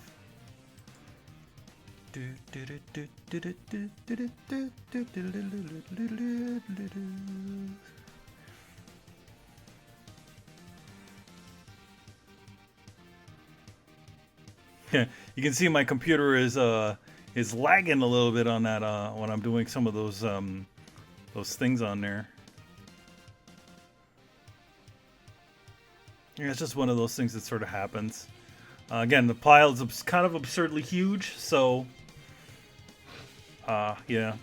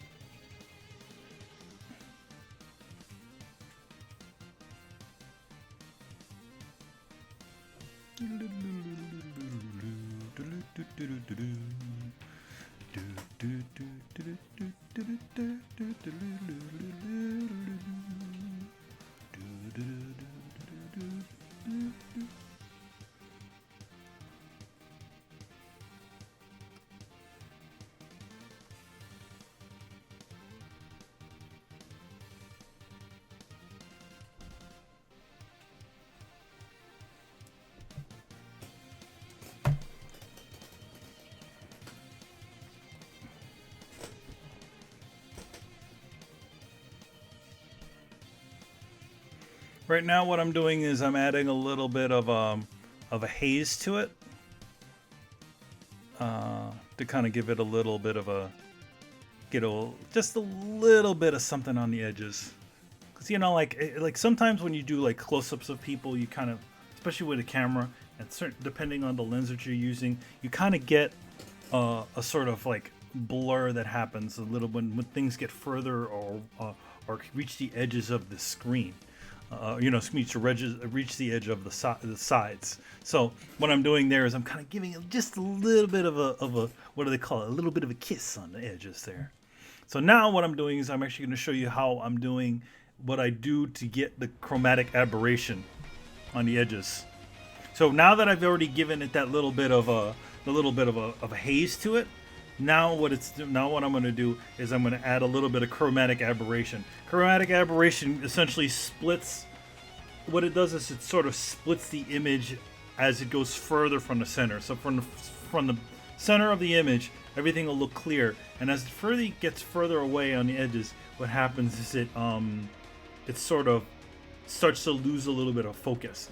And especially with cameras, you get these little like almost red, blue, and green kind of separation.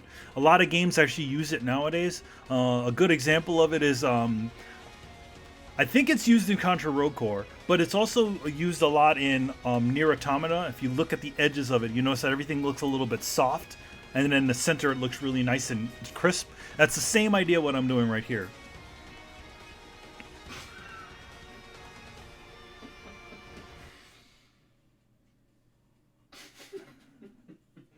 So what I did was I made a duplicate of this layer. And then now what I'm running is lens correction, which lens correction you could also use to essentially cause chromatic aberration to happen. There's a couple of different ways to do chromatic aberration at the end on things, but this is the way I found that actually works the best. It's literally a thing to kind of correct it. But you can also add it to it. See? Now I'm getting up really close so you can see what's going on in the face there. Little bits. Detail that you would not probably see if you weren't, when you shrunk down the image.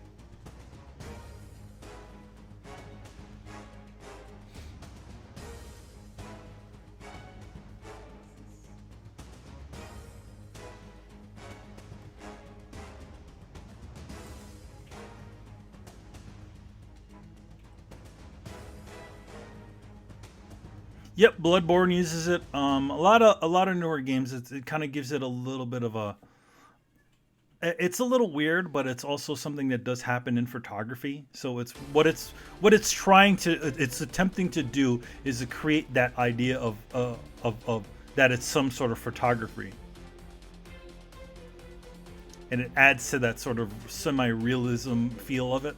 And it also kind of softens up the image. In fact, a lot of games used to do a version of chromatic aberration, even back in the PlayStation 2 era. A good example of that is the Bouncer, where they essentially tripled the image in a couple of different ways to kind of soften it a little bit, because the game didn't have any sort of anti-aliasing.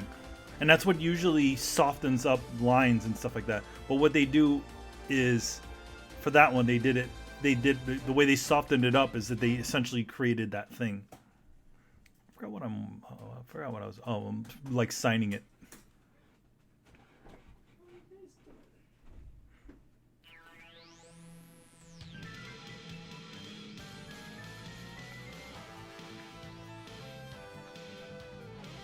I was thinking of signing it in red, but I felt like it clashed with everything else.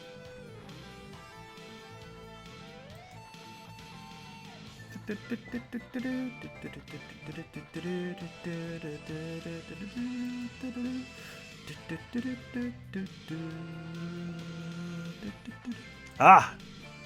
My files have finally updated themselves.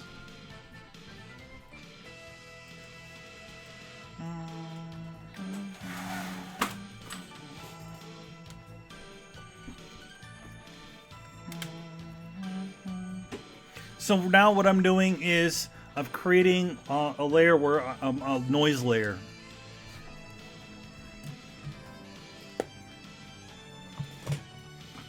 A quick and dirty way to get, like, if you're doing photo editing, or if you're working with lower resolution images, a quick and dirty way to make the image not look as pixelated is actually to throw a noise layer on top of it.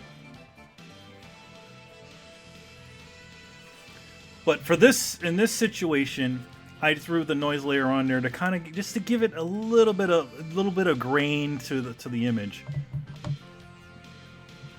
It's one thing that I kind of wanted to do in actual Contra Road Core motion comics, like literally have like a kind of a film grain on it to kind of just to give it that little bit of a photo feel.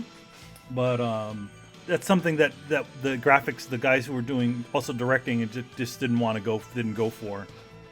But being that I'm the one who's fully in control of this image, I was able to put in a little bit of the noise, and you can see it. The noise also helps with any of the blurs. It kind of gives it a nice little, just a little bit of a crunchy feel to it, which makes it feel a little organic.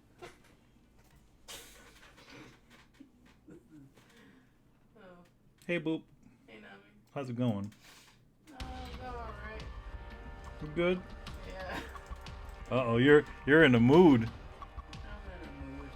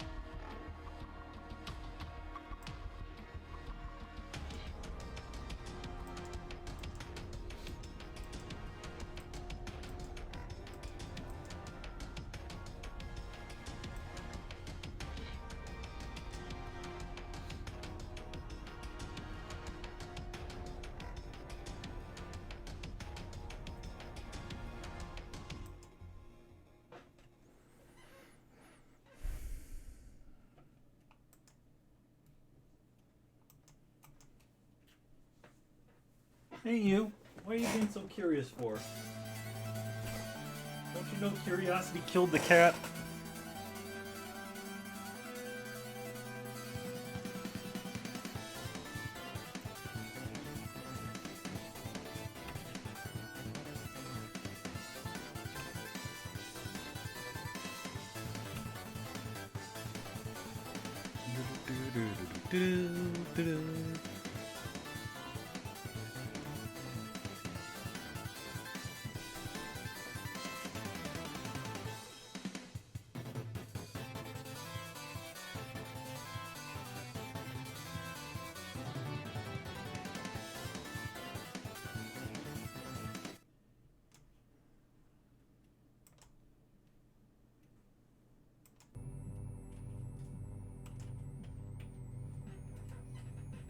I think that might be it for the drawing here.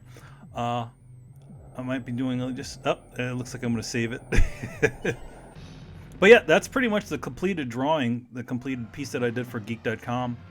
Right now, I'm probably gonna going in and making a little bit of a, flattening it and making alternate versions for them and.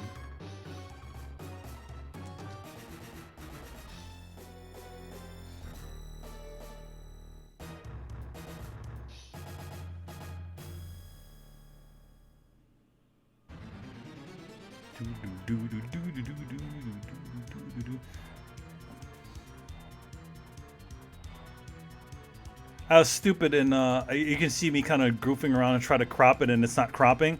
It's because I'm a dumbass and I didn't realize when I'm cropping it the wrong way. So, yeah.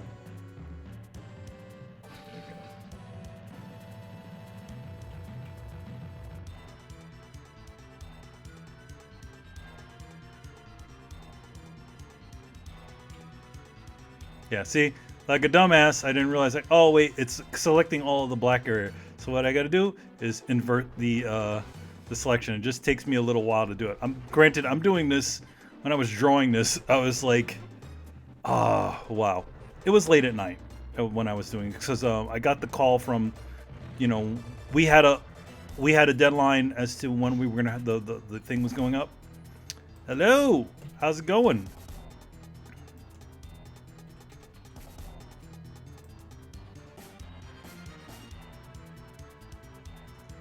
The DCD, welcome.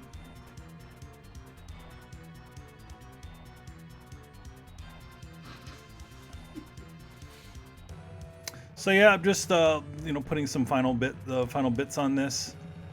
Oh, thanks for stopping in.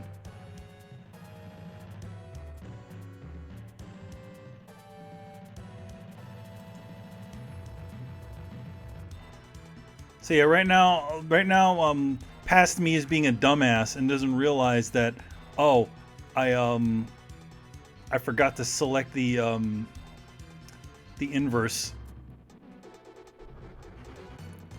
But obviously, you gotta wait. You gotta wait for past me to realize that I didn't do that right. So I'm like, why isn't this working? I mean, you've obviously had those sorts of brain farts like that, right?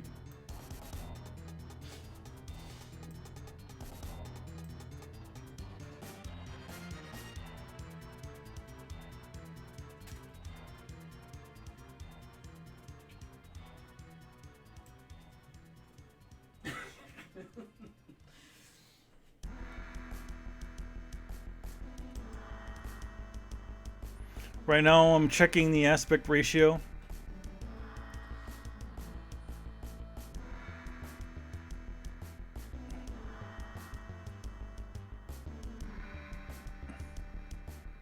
So you can see the resolution that I was drawing at, which is 4K resolution, and now I'm taking it down to 1080. Well, that's not right. The height is usually the 1080.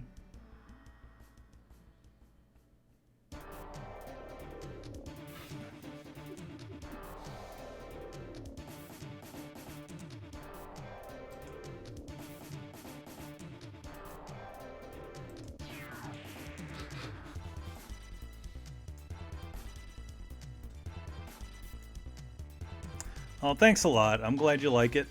And that was all geeked out for geek.com, and I'm so happy that that I got the chance to do to finally essentially sit down with my longtime bud and actually do an interview for something that I was working on. It's kind of fun how like our semi paths have kind of went in sort of separate sort of directions. Me and Tony started, when we were friends. I don't know, I want to say 30 years ago. I was in junior high school when I met Tony, and I used to go visit him every single day, take my bike up to his place, and we used to draw for hours and play video games and all kinds of fun stuff. And maybe about, I don't know, early 2010, like 2009, 10 or something like that. We decided to put together this little site where we just sort of reviewed things. It was called Cool Stuff the Blog. And then we kind of moved on, after that, Tony moved on to a site called STFU and Play. And how we created Cool Stuff the Blog was the fact that we were, like, I was like looking at Tony, like, I'm like, this guy, like, if you guys, are listeners of the show, Tony literally would beat a game in like less than a week. Like any game, like anything for, just bam. I'm like, dude, you should review fucking games or something.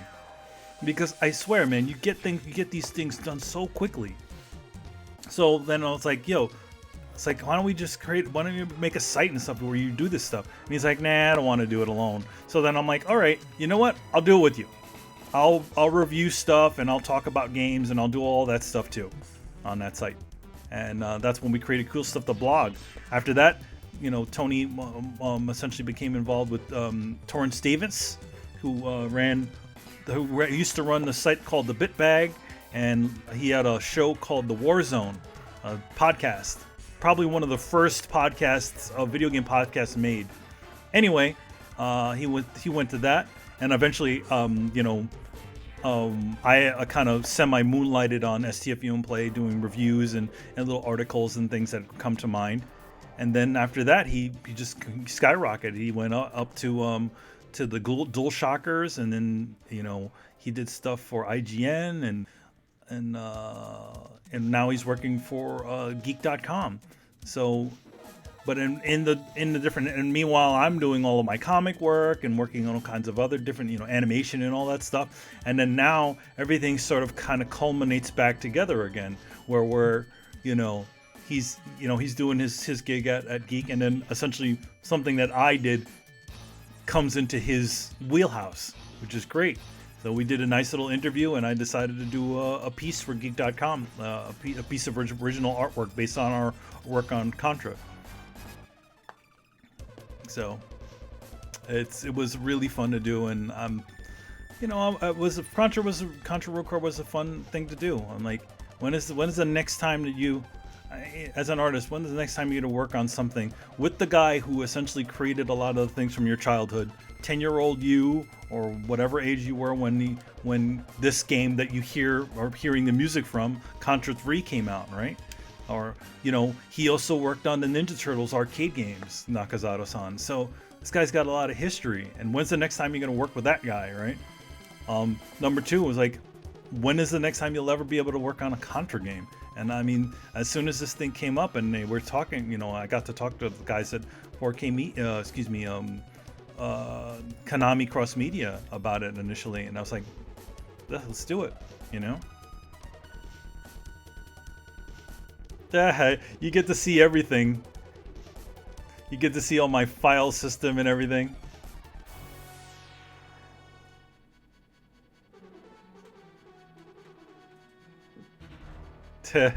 Some of this stuff might be spoilers because you get to see some of my files and shit. Konami, Zoe. You get to see the whole how everything is made. So yeah, I have a specific folder that I had stuff for Konami and all the stuff I did for it. So for Contra. Contra featured image.jpg.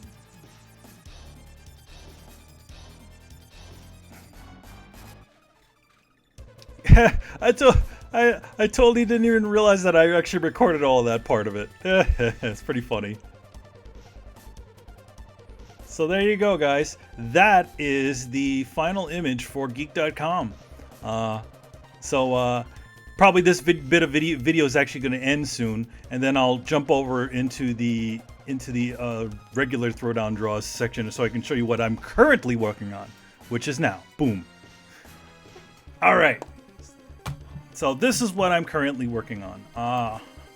Obviously, if you guys are a fan of Kojima stuff, it's literally Norman Reedus from Death Stranding.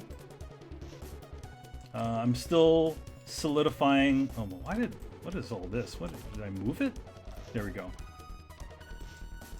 So it's gonna be him on his bike. Still kind of sort of just putting it all together and trying to figure out how all this works. Is the music still playing?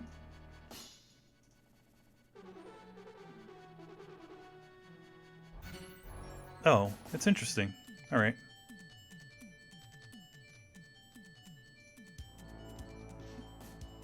Okay. I was just worrying for a little bit because the music was kind of doing some weird stuff, you know. But yeah, so right now I'm just in the process of just trying to get this all together. It's kind of a weird, goofy contest that sort of came around when that's like, you know, if you enter the contest and you get to be in an art show, and I'm debating whether to. This is going to be a print initially for just I'm going to have this at Anime NYC in New York, and this piece is actually supposed to be a sister piece to another one that I did. I'll show you that.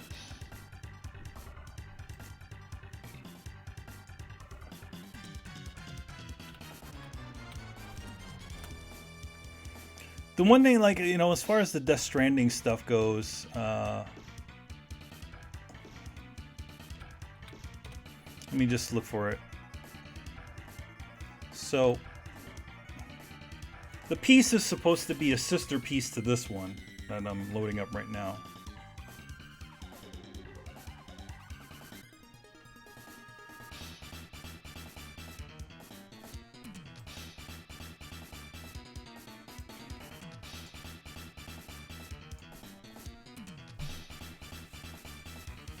So you see how this one is, and what I'm going to do is something pretty similar on this other one.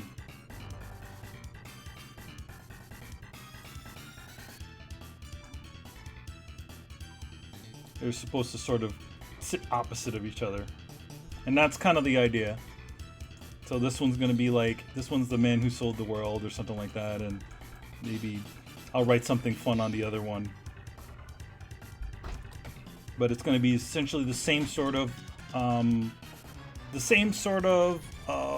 composition, maybe a couple of other things on there, and yeah.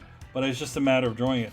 I have a contest that's going to be. There's a contest that showed up pretty recently for I don't know. It's like to promote the Death Stranding game, right? And they're going to have like a art show in New York, and I'm debating whether I should enter it because it's like, number one, I'm like a professional and it's a fan art contest, and I don't know, it doesn't seem right that a professional would jump in and enter a contest.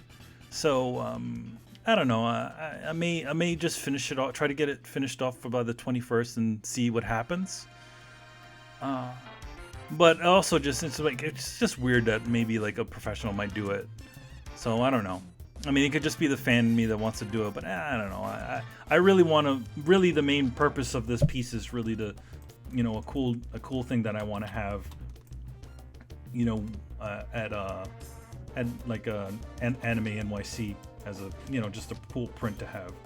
One of the things I really liked about the new, I'm not really a big Norman Reedus fan or you know, any of the other characters or actors inside of the game. I really don't care. I could care less if there was any famous people inside of a game. To be honest, I even said this before in a previous stream.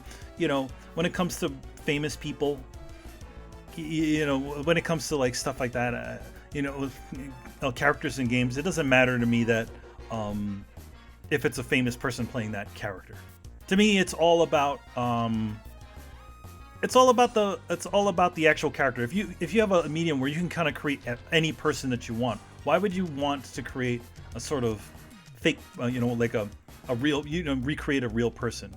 But I mean, I can understand the reasoning for it. It's like, you know, as a director, you know, who makes stuff, if you could work with the people that you admire, you probably would, right? So that's the way I sort of see the whole thing. But personally, for me, it's not a thing. But the most exciting thing of this game, for me, is the fact that you get, you know, all the cool equipment that they get.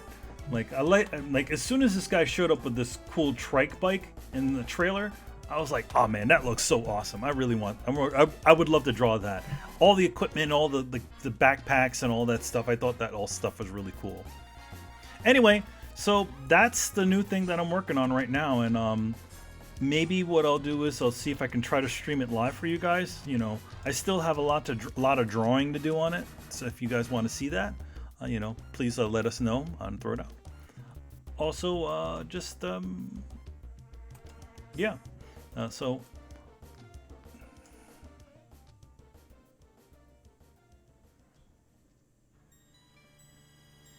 I think the Ryuki-san can.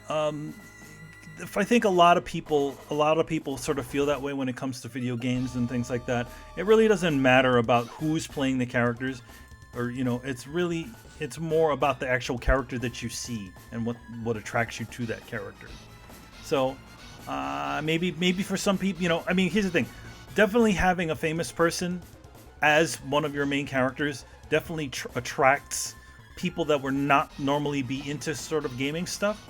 So I can see the reason why. And then also the other fact, it's like the symbology of having a guy like Norman Reedus, who we know was involved with the other project that he had done before, right?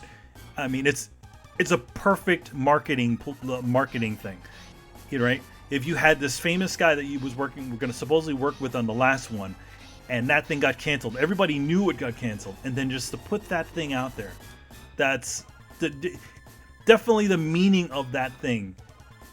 Was, in fact, I think on Throwdown I actually predicted it too. I said, watch the next thing, watch Kojima, you know, especially after the thing. I'm like, watch Kojima show up, and then Norman Reedus be in that thing, because it makes such perfect sense, right? So. I can understand the reasoning why, because it definitely got the most attention of it. It definitely felt like a kind of a big, like, yeah, look what I got type of thing when he first showed up in it, right? And showed up on that E3 stage. But for me, like, Norman Reedus is not a selling point to me. It's more of Kojima's idea, you know, and supporting that. I don't know what to make of the new Death Stranding game, but at the same time, I'm interested in seeing what comes out of it. What does this world of Kojima look like without there being kind of a, you know, a big corporate entity sort of sitting and saying, hey, listen, aren't you going to make more of these tactical espionage action games? Which is interesting to me. But you know, I don't.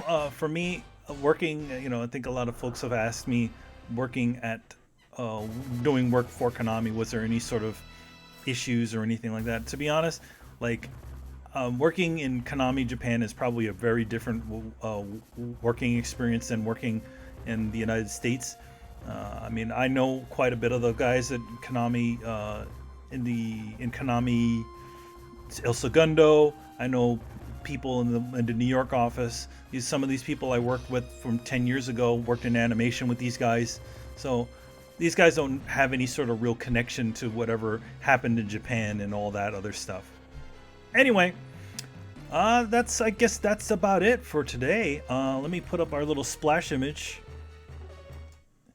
for you guys. And guys, thank you so much for showing up today and hanging out with me on this third episode of Throwdown Draws. I'm going to try to keep these coming pretty regularly. Drawing all kinds of fun stuff. Maybe that last piece that you saw the sketch of, the guy on the bike, the Death Stranding thing. You'll probably see that on here, even if I pre-record it. If I work on it tonight and pre-record it for you guys for later, or if I decide to do it all live for you on the stream, which will be fun. But it'll be a long one because it takes me a long time to do these things. Anyway, thank you for joining me.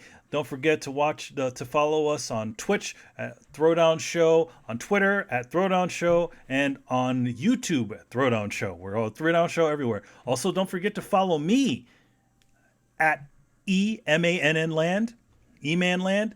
I'm on Twitter and on Instagram. And also, don't forget, tonight is at 10:30 Eastern Standard Time is Throwdown. We're going to be talking about all kinds of cool stuff that's happening in the news. We're talking about probably the new PlayStation backward compatibility rumors, which is full backward compatibility. We're going to be talking about all the other fun things that are happening in the media. So yeah, thanks a lot for joining me, and I will see you in about, how many hours is that? I don't know. I'll see you at 10:30. All right, later, guys.